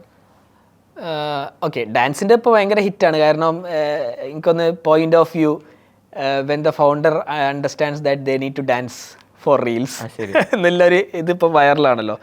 ഓക്കെ, ഈ പിന്നെ വേറെന്തോന്ന് പറയല്ലോ, ഈ ഡാൻസ് അല്ലാണ്ട് വേറെന്തോന്ന് പിന്നെ എന്ന് പറഞ്ഞാൽ നമ്മൾ കുറച്ച് സ്ക്രിപ്റ്റഡ് ആയിട്ടുള്ള വീഡിയോസ് ഉണ്ട്. അത് എങ്ങനത്തെ സ്ക്രിപ്റ്റുകളായിരിക്കും? അത് കുറച്ചും കൂടെ എന്താ പറയുക ഒരു ഷോർട്ട് ഫിലിമിന് നമ്മൾ ഇൻസ്പയർഡ് ആയിട്ട് കുഞ്ഞു കുഞ്ഞു കോണ്ടന്റ് വീഡിയോസ് ആയിരിക്കും. ഇപ്പം എക്സാമ്പിൾ പറഞ്ഞു കഴിഞ്ഞാൽ അവർ role plays in the sense ഒരു ചെറിയ സിനാരിയോയിൽ അവർ ആക്ട് ചെയ്യണ പോലത്തെ വീഡിയോസ് ഒക്കെ ഉണ്ടാവും. അതായത് എപ്പോഴും ഓഡിയൻസിനെ എൻഗേജ് ചെയ്യിപ്പിക്കുക. ഇപ്പം നമ്മളൊരു പാറ്റേൺ എപ്പോഴും കൺസിസ്റ്റന്റ് ആയിട്ട് കീപ്പ് ചെയ്ത് കഴിഞ്ഞാൽ അവർ എപ്പോഴും എക്സൈറ്റഡ് ആയിരിക്കില്ല. അപ്പോൾ അതിനെ നമ്മൾ തന്നെ ബ്രേക്ക് ചെയ്തിട്ട് കുഞ്ഞു കുഞ്ഞു ഷോർട്ട് ഫിലിംസ് ഒക്കെ പോലെ തന്നെ ലൈക്ക് ഈ ഫൗണ്ടേഴ്സിനെ പല സിറ്റുവേഷൻസിൽ കാണാൻ അവർക്ക് താല്പര്യമുണ്ടാവും. ഒരു സ്റ്റോറി ലൈൻ ഉണ്ടാക്കുന്നു. സ്റ്റോറി ലൈൻ ബേസിക്കലി നമ്മൾ ക്രിയേറ്റ് ചെയ്യണം, അതിലേക്ക് ഇവരെ നമ്മൾ ആഡ് ചെയ്യണം. ഓക്കെ, അപ്പോൾ എനിക്കത് മനസ്സിലായി. ഒരു സ്റ്റോറിനെ എടുക്കുന്നു, ആ ഫൗണ്ടറെ സ്റ്റാർ ആക്കുന്നു, ആ ഫൗണ്ടറിനെ വെച്ച് നിങ്ങൾ നോർമൽ വീഡിയോസ് ചെയ്യുന്നു, ചുമ്മാ ആ ഫൗണ്ടർ നടക്കുന്ന വീഡിയോസ് ചെയ്യുന്നു, പിന്നെ അതിന്മേലൊരു സ്റ്റോറി ബോർഡ് ഉണ്ടാക്കിയിട്ട് നിങ്ങൾ കുറച്ച് കണ്ടന്റ് ചെയ്യുന്നു. എത്ര കണ്ടന്റ് ചെയ്യും ഒരു മാസത്തിൽ? എങ്ങനെയാണ് നിങ്ങളൊരു മോസ്റ്റ്ലി നമ്മളെപ്പോഴും പ്രിഫർ ചെയ്യുക daily maximum like daily minimum of ഒരു വീഡിയോ എങ്കിലും വേണമെന്നായിരിക്കും നമ്മൾ ഇനീഷ്യലിൽ തന്നെ പറയാം. ഒരു റീലെങ്കിലും മിനിമം വേണം. അതൊരിക്കലും പ്രൊഡക്റ്റ് വീഡിയോ ആയിരിക്കില്ല നമ്മൾ എല്ലാ ഡേയ്സിലും പോവാം. ചില ദിവസങ്ങളിൽ നമ്മൾ ഈ പറഞ്ഞ പോലെ ഓഡിയൻസിന് തിരിച്ചും എന്തെങ്കിലും നമ്മൾ കൊടുക്കണമല്ലോ. എപ്പോഴും റീച്ച് എന്നുള്ള ഒരു പെർസ്പെക്റ്റീവ് മാത്രമല്ലാണ്ട് നമ്മൾ ചില സമയത്ത് അവർക്ക് ഹെൽപ്ഫുൾ ആയിട്ടുള്ള ഇൻഫോർമേഷൻസ് പാസ് ഓൺ ചെയ്യും. ഇപ്പൊ ഈ ഒരു പർട്ടിക്കുലർ ഡ്രസ്സ് ആണെന്നുണ്ടെങ്കിൽ ഇതിനെങ്ങനെ ടേക്ക് കെയർ ചെയ്യണം, അല്ലാന്നുണ്ടെന്നുണ്ടെങ്കിൽ ഇത് നിങ്ങൾക്ക് ആപ്റ്റ് ആയിട്ടുള്ളതാണോ എന്നുള്ളത് എങ്ങനെ ഐഡന്റിഫൈ ചെയ്യണം. അങ്ങനത്തെ ഇൻഫോർടൈൻമെന്റ് വീഡിയോസും നമ്മൾ എപ്പോഴും അതിന്റെ ഒരു സ്വീറ്റ് സ്പോട്ട് എപ്പോഴും കൊടുക്കാറുണ്ട്. അത് ബേസിക്കലി കുറെ കണ്ടന്റ് പില്ലേഴ്സ്. എക്സാമ്പിൾ പറഞ്ഞു കഴിഞ്ഞാൽ ഇൻഫോർടൈൻമെന്റ് വീഡിയോസ് ഉണ്ടാവും, പ്രൊഡക്റ്റ് വീഡിയോസ് ഉണ്ടാവും, പിന്നെ കുറച്ച് ടോക്കിംഗ് ഹെഡ് വീഡിയോസ് ഉണ്ടാവും. ബേസിക്കലി വെറുതെ ലൈക്ക് എന്താണ് അവരുടെ ലൈക്ക് ആ ഒരു ഫൗണ്ടറിന്റെ ജേർണീനെ നമ്മൾ ഡോക്യുമെന്റ് ചെയ്യും. ഇതാണ് അവർ ചെയ്യണത്, അല്ലാന്നുണ്ടെങ്കിൽ ഇതാണ് അവരുടെ ആഗ്രഹങ്ങൾ എന്നുള്ളത് ഓപ്പൺ ആയിട്ട് പറയാം. അപ്പൊ എന്താ ഗുണം എന്ന് വെച്ച് കഴിഞ്ഞാൽ അവിടെ നിന്ന് ഒരു വാലിഡേഷനും കിട്ടാണ്. പിന്നെ മാക്സിമം ഇപ്പൊ എന്താ പറയാ ഒരു മോട്ടിവേഷൻ അവിടെ നിന്ന് കിട്ടും. ഇങ്ങനെ ചെയ്യണം, അത് ചെയ്യണം, നിങ്ങൾ ഇത് ചെയ്യണം, കുറെ സജഷൻസ് വരും. ആ ഒരു ഫാമിലി പോലെ നമുക്ക് അതിനെ ഗ്രൂം ചെയ്തെടുക്കാൻ പറ്റും. അടിപൊളി. എന്നാൽ ഇതൊക്കെ ചെയ്തിട്ട് അഖിലെന്താ സ്വന്തം പ്രൊഫൈല് ശരിയാക്കാത്തത്? ലൈക്ക് മുറ്റത്ത് മുല്ലെങ്കിൽ വേണമല്ലോ. നിങ്ങൾ ഫൗണ്ടർ-ലെഡ് മാർക്കറ്റിംഗ് ചെയ്യുന്നു, ഫൗണ്ടർ സ്റ്റോറി പറയുന്നു, ഫൗണ്ടറെ വെച്ച് പിന്നെ വേറെ പല പിന്നെ വീഡിയോസും ചെയ്യിപ്പിക്കുന്നു. എന്നിട്ടൊരു ഏജൻസി ഓണറായ നിങ്ങളെ പിന്നെ കുഞ്ചിരുത്തി ഇടിക്കണം. അതെപ്പോൾ കാണാൻ പറ്റും നിങ്ങളെ കണ്ടന്റ്? അതായത് ലൈക്ക് എന്താ പറയാ മെയിൻ സംഭവം എന്ന് പറഞ്ഞു കഴിഞ്ഞാൽ നമ്മുടെ പ്രയോറിറ്റീസ് എപ്പോഴും ക്ലൈൻസ് അല്ലേ, കസ്റ്റമേഴ്സ് ഒക്കെ എങ്ങനെയാണല്ലോ. അതൊക്കെ ഓക്കെ, പക്ഷേ പിന്നെ അഖിലിനെ ഞങ്ങൾ ഡിസ്കവർ ചെയ്തിട്ടില്ല അല്ലേ? അഖിൽ നമ്മളെ ഡിസ്കവർ ചെയ്തു. അങ്ങനെയാണ് നമ്മൾ മീറ്റ് ചെയ്യുന്നതും ഞാൻ ഇങ്ങനൊരു ഏരിയ ഉണ്ടെന്നും കണ്ടന്റ് മാർക്കറ്റിങ്ങിൽ ഇത്രയും കൂടുതൽ ബിസിനസ് ചെയ്യാമെന്നും മനസ്സിലാക്കിയത്. ഓക്കെ, ഇത് വലിയൊരു സംഭവമാണ്. കാരണം ഇപ്പോഴും നമ്മളെ കമ്മ്യൂണിറ്റിയിലെ പലർക്കും അറിയില്ല കണ്ടൻറ്റ് വെച്ച് എത്രത്തോളം ഇതിനെ സ്കെയിൽ ചെയ്യാന്നുള്ളത്. അത് ശരിക്കും ഞാൻ പഠിക്കുന്നത് അഖിലിൻ്റെ അടുത്തിനും കൂടിയാണ്. ഓക്കെ, അപ്പോൾ അഖിൽ എത്രയും പെട്ടെന്ന് തുടങ്ങണം. ഓക്കെ, അപ്പോൾ പിന്നെ നിങ്ങൾ ഫൗണ്ടർ വെച്ച് ചെയ്തു, നമുക്ക് മനസ്സിലായി ഒരു സാധനം വന്നു കഴിഞ്ഞാൽ അത് പെട്ടെന്ന് തന്നെ സ്റ്റോക്ക് ഔട്ട് ആവും. അഖിലൊരു സ്റ്റോറിനെ എടുക്കുമ്പോൾ എത്ര ആയിരുന്നു അവരെ മന്ത്ലി വോളിയം? ഇപ്പം എത്രയാണ്? അത് എത്ര സമയം എടുക്കും ഒരു അപ്രീഷിയബിൾ വോളിയത്തിൽ? ഇപ്പോൾ ഒരു സ്റ്റോർ എടുക്കുകയാണെങ്കിൽ ഒരു സ്റ്റോറിൽ എന്ത് സെയിൽ ഉണ്ടോ? ഒരു നോർമൽ ഒരു എക്സാമ്പിൾ പറയുകയാണെന്നുണ്ടെങ്കിൽ നമ്മൾ കൂടുതലും പ്രിഫർ ചെയ്യണ ക്ലയൻസ് എന്ന് പറഞ്ഞു കഴിഞ്ഞു കഴിഞ്ഞാൽ ഒന്ന് ഒരു 3 to 4 months ഓഫ് ടൈം നമുക്ക് എന്തായാലും വേണം. അതായത് ഇപ്പം നമ്മളൊരു ക്ലയൻറ്റ് എടുത്തു അല്ലെങ്കിൽ എൻ്റയർലി പെർഫോമൻസ് മാർക്കറ്റിങ്ങിൽ മാത്രം റൺ ചെയ്ത് തരുന്ന ഒരു സ്റ്റോർ ആണെന്നുണ്ടെങ്കിൽ നമ്മൾ അതിനെ ഓൺ ബോർഡ് ചെയ്ത് കഴിഞ്ഞ് കഴിയുമ്പോൾ നമ്മൾ മാക്സിമം അവരോട് കമ്മ്യൂണിക്കേറ്റ് ചെയ്യുക. അത് ഇനീഷ്യൽ ടൈമിൽ തന്നെ 4 months ഓഫ് പീരീഡ് അല്ലെങ്കിൽ ഒരു 6 months ടൈം പീരീഡിലാണ് നമുക്ക് അവിടെ എന്തെങ്കിലും ഒരു ചേഞ്ച് വരുത്താൻ പറ്റുള്ളൂ. അത് കുഞ്ഞു കുഞ്ഞു ചേഞ്ചസ് ആയിരിക്കും ഓവർ ടൈമിൽ നമ്മൾ വരുത്താം. ചിലപ്പോൾ ആ ഒരു യൂസർ നെയിം ചേഞ്ച് ചെയ്യാം, അല്ലാന്നുണ്ടെങ്കിൽ അവരുടെ ഒരു ബയോ ചേഞ്ച് ചെയ്യുക, അല്ലെങ്കിൽ അവരുടെ പ്രൊഫൈൽ പിക്ക് ചേഞ്ച് ചെയ്ത് തന്നെ മാസീവായിട്ടുള്ള ചേഞ്ചസ് വരും. ബട്ട് ഇനീഷ്യൽ ടൈമിൽ നമ്മൾ എപ്പോഴും പറയും ഒരു 4 months ടൈം നമുക്ക് വേണം. കാരണം ഇത് എൻ്റയർലി എക്സ്പെരിമെൻറ്റിംഗ് ആണ്. ലൈക്ക് ഒന്നും ഇപ്പം ഈവൻ തോ നമുക്കൊരു ടെംപ്ലേറ്റ് മോഡൽ ഉണ്ടെങ്കിൽ പോലും നമുക്ക് കുറച്ചും കൂടെ എക്സ്പെരിമെൻറ്റ് ചെയ്യാനുള്ള ഒരു പെർസ്പെക്റ്റീവ് അവർ തരുമ്പോഴാണ് അത് കൂടുതലും നമുക്ക് റിസൾട്ട് എപ്പോഴും കൊടുക്കാൻ പറ്റുക. അതെ. അപ്പോൾ ഒരു 4 months. അപ്പോൾ ഞാൻ ചോദിക്കുന്നത് എന്ത് റവന്യൂ സ്കെയിലായിരിക്കും, എന്ത് റവന്യൂ സ്കെയിലുള്ള സ്റ്റോറിനായിരിക്കും നിങ്ങൾ എടുക്കുക? അത് ഏത് റവന്യൂ സ്കെയിൽ വരെ എത്ര സമയം കൊണ്ട് എത്തിക്കാം? ഇപ്പം നമ്മളൊരു സ്റ്റോറിനെ പ്രിഫർ ചെയ്യുന്ന സമയത്ത് അവർക്ക് എക്സിസ്റ്റിംഗ് ആയിട്ടുള്ള റവന്യൂ ഓൺ ആവറേജ് മിനിമം ഒരു 100 orders എങ്കിലും പെർ മന്ത് ചെയ്തേക്കുന്ന ആൾക്കാരാണെങ്കിൽ മാത്രമാണ് ഈ ഓർഗാനിക് മാർക്കറ്റിംഗിലേക്ക് അവർ വന്നിട്ട് കാര്യമുള്ളൂ. അത് മിനിമം ഒരു 100 orders വയ ഇൻസ്റ്റാഗ്രാം ആണോ പറയുന്നത്? ഇൻസ്റ്റാഗ്രാം അല്ലെങ്കിൽ ഫേസ്ബുക്ക് ചെയ്തേക്കണം. കാരണം എന്താണെന്ന് വെച്ച് കഴിഞ്ഞാൽ അല്ലെങ്കിൽ ഈ ഓർഗാനിക് മാർക്കറ്റിംഗ് അല്ലെങ്കിൽ എൻ്റയർലി പെർഫോമൻസ് മാർക്കറ്റിംഗ് ആണെങ്കിൽ പോലും നമ്മൾ പോലും വിചാരിക്കാത്ത ഒരു ബൂം ചിലപ്പോൾ ഭയങ്കര പെട്ടെന്നായിരിക്കും അവരുടെ ഇതിലേക്ക് വരാം. അത് ഹാൻഡിൽ ചെയ്യാൻ അവർക്ക് പറ്റും. അത് ഹാൻഡിൽ ചെയ്യാൻ പറ്റില്ല. ഓക്കെ. അപ്പോൾ ഈ ഒരു 100 orders എത്ര ഓർഡേഴ്സ് ആക്കി തരും, എത്ര മാസം കൊണ്ട്?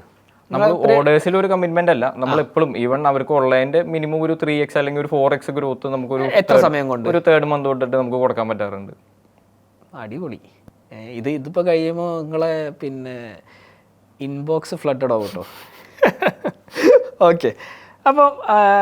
അപ്പോൾ ഏത് സ്റ്റോറിനെ എടുത്തിട്ട് നിങ്ങൾ അത്യാവശ്യം ഫൗണ്ടർ അലൈൻമെൻ്റ് ഇല്ല, ഫൗണ്ടറെ ഫേസ് ആക്കാൻ ഫൗണ്ടർ ഫേസ് ആവാൻ തയ്യാറല്ലെങ്കിലോ?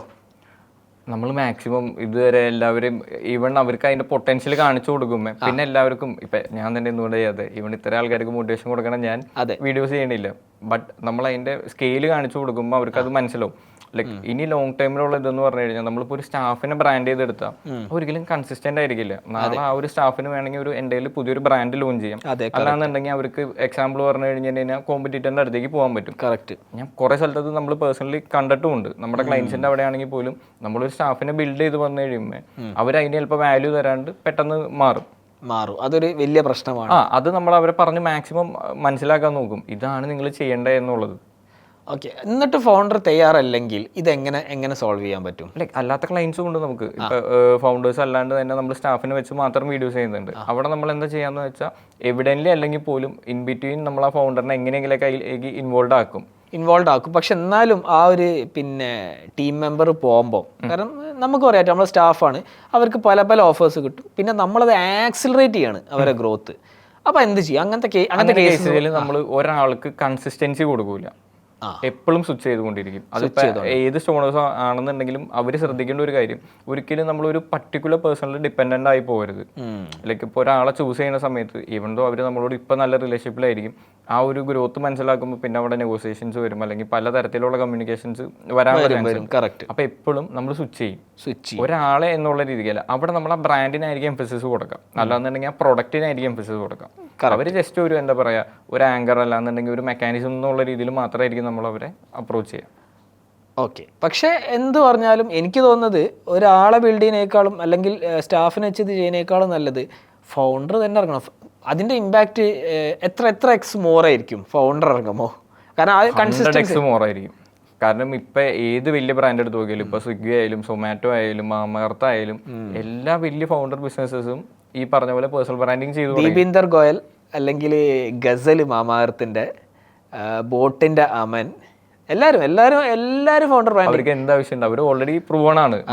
അവർ അതിലേക്ക് വന്നത് എന്തിൻ്റെ ആവശ്യം? കറക്റ്റ്. അവർ ഓൾറെഡി മൾട്ടി ക്രോർ ബിസിനസ്സുകളാണ്. ഇപ്പൊ Shantanu Deshpande, Zerodha number 1 stock broker Nikhil Kamath, എല്ലാവരും ഫൗണ്ടറായിട്ടാണ് അറ്റാച്ച് ചെയ്യുന്നത് ആ ഒരു കമ്പനീനെ. അതിൻ്റെ അകത്ത് ഒരു ഡൗട്ടും ഇല്ല. എല്ലാ ഫൗണ്ടേഴ്സും അവരെ ഇപ്പം നിങ്ങൾ പറഞ്ഞ കണ്ടന്റ് പില്ലേഴ്സ് ഉണ്ടാക്കണം. ചിലപ്പം പ്രൊഡക്റ്റിനെ കുറിച്ചായിരിക്കും സംസാരിക്കുക, ചിലപ്പോൾ അവരെ ബിസിനസ്സിനെ കുറിച്ചായിരിക്കും സംസാരിക്കുക, ചിലപ്പോൾ പേഴ്സണൽ സാധനങ്ങളായിരിക്കും സംസാരിക്കുക, ചിലപ്പോൾ അവരെ ഒരു നെറ്റ്വർക്കിനെ കുറിച്ചായിരിക്കും സംസാരിക്കുക. അതിനകത്തൊരു ഡൗട്ടില്ല. എനിക്കൊക്കെ വളരെ ക്ലിയർ ആണ്. ശരിക്കും പറഞ്ഞു കഴിഞ്ഞാൽ ഈ ഇപ്പം ഭയങ്കര വലിയ ബിസിനസ്സുകൾ, for example Yusuf Ali full social മീഡിയയിൽ മൊത്തം ഉണ്ട്. ആള് എൻ്റയർലി ഇപ്പം എക്സാമ്പിൾ പറയുകയാണെന്നുണ്ടെങ്കിൽ ആളെ ഒരു കോണ്ടന്റ് ജനറേഷൻ മെഷീൻ എന്ന് പറയാൻ വേണം. മെഷീൻ. കറക്റ്റ്. കാരണം എല്ലാ സൈഡിനും വരും. എനിക്കൊന്ന് ഉള്ളിൽ തന്നെ ഒരു പേഴ്സണൽ ആർമി ഉണ്ടാക്കി വെച്ചിട്ടുണ്ട് കണ്ടന്റ് ക്രിയേറ്റ് ചെയ്യാൻ. മറ്റേ പക്ക ഒരു മെഷീൻ കണ്ണു പോലെയാണ് എല്ലായിടത്തും. ലൈക്ക് പുള്ളി എവിടെ ലാൻഡ് ചെയ്യണുണ്ടോ അവിടെ മിനിമം ഒരു 10 pieces of content per day create ആവുന്നുണ്ട്. അതായത് മൂപ്പര് പുതിയൊരു ഔട്ട്ലെറ്റ് ഉദ്ഘാടനം ചെയ്യാതെ വന്നാൽ മതി, അതിനവർക്ക് ഞാൻ മനസ്സിലാക്കിയെടുത്ത ഒരു പ്ലേ ബുക്ക് തന്നെ ഉണ്ട്. ഇതായിരിക്കണം, ഇത്രയും ആൾക്കാരെയാണ് നമ്മൾ എൻഗേജ് ചെയ്യേണ്ടത്. അപ്പോൾ നമ്മളിങ്ങനെ ഹെലികോപ്റ്ററിൽ വരുന്നു, ആ കണ്ടന്റ് പോകുന്നു, ഇത്ര ദിവസം കൊണ്ട് ഇത്ര റീച്ച് വരുന്നു, വരുന്ന ആൾക്കാരായിട്ട് ഇന്ററാക്ട് ചെയ്യുന്നു. ലൈക്ക് ഈവൺ അതൊരു ടെംപ്ലേറ്റ് മോഡൽ പോലെ എല്ലായിടത്തും അവർ അതിനെ ഈസിലി റെപ്ലിക്കേറ്റ് ചെയ്യുന്നുണ്ട്. അതിൽ കണ്ടുപിടിച്ചിട്ടുണ്ട്. പ്ലേ ബുക്കാണ്, പ്ലേ ബുക്ക് ഉണ്ടാക്കുക. എല്ലാ ഫൗണ്ടേഴ്സും അതിൻ്റെ അകത്തേക്ക് ഇറങ്ങണമെന്നേ പറയുള്ളൂ. പക്ഷേ മേ ബി ആ കറക്റ്റ് റിസോഴ്സിനൊക്കെ ഇൻ ഹൗസ് കിട്ടാത്തതോ കറക്റ്റ് ഏജൻസീനെ കിട്ടാത്തതോ അതൊക്കെ ആയിരിക്കാം പ്രശ്നം. അലൈൻമെന്റ് ഇതിൽ മെയിൻ സംഭവം എന്ന് പറഞ്ഞു കഴിഞ്ഞാൽ ലോങ് ടൈമിലാണ് എല്ലാവർക്കും ഈ പ്ലേ ബുക്ക് ഐഡന്റിഫൈ ചെയ്യാൻ പറ്റുള്ളൂ, അല്ലെങ്കിൽ അവരുടെ സ്ട്രെങ്ത്തും വീക്ക്നെസ്സും ഐഡന്റിഫൈ ചെയ്യാൻ പറ്റുള്ളൂ. അതെ ലൈക്ക് എല്ലാവരും ഷോർട്ട് ടൈമിൽ റിസൾട്ട് എക്സ്പെക്ട് ചെയ്യും. പിന്നെ വേറൊരു വലിയ മിസ്കൺസെപ്ഷൻ എന്ന് പറഞ്ഞു കഴിഞ്ഞാൽ ഓർഗാനിക് മാർക്കറ്റിംഗ് ഫ്രീ ആണെന്നാണ് എല്ലാവരുടെയും വിചാരം. അതൊരു ചുമ്മാ ഒരു പോസ്റ്റ് ഇട്ടാൽ പോലെ അതിനിപ്പോൾ ഇത്രയും കാശുണ്ടോ, അതാണ്. ഇത് നിങ്ങൾ ഓർഗാനിക് എന്ന് പറയുമ്പോൾ ഓർഗാനിക് അല്ലേ, അപ്പോൾ പിന്നെ അത് ഫ്രീ അല്ലേ എന്നുള്ളൊരു പെർസ്പെക്റ്റീവാണ് എല്ലാവരും പറയാം. പക്ഷേ എനിക്കൊരു ഷോപ്പ് ഉണ്ട് വെക്കുക, എനിക്കൊരു ഫാഷൻ ഷോപ്പാണ്. ഞാൻ തുടങ്ങാൻ എനിക്ക് എങ്ങനെ തുടങ്ങാൻ പറ്റും?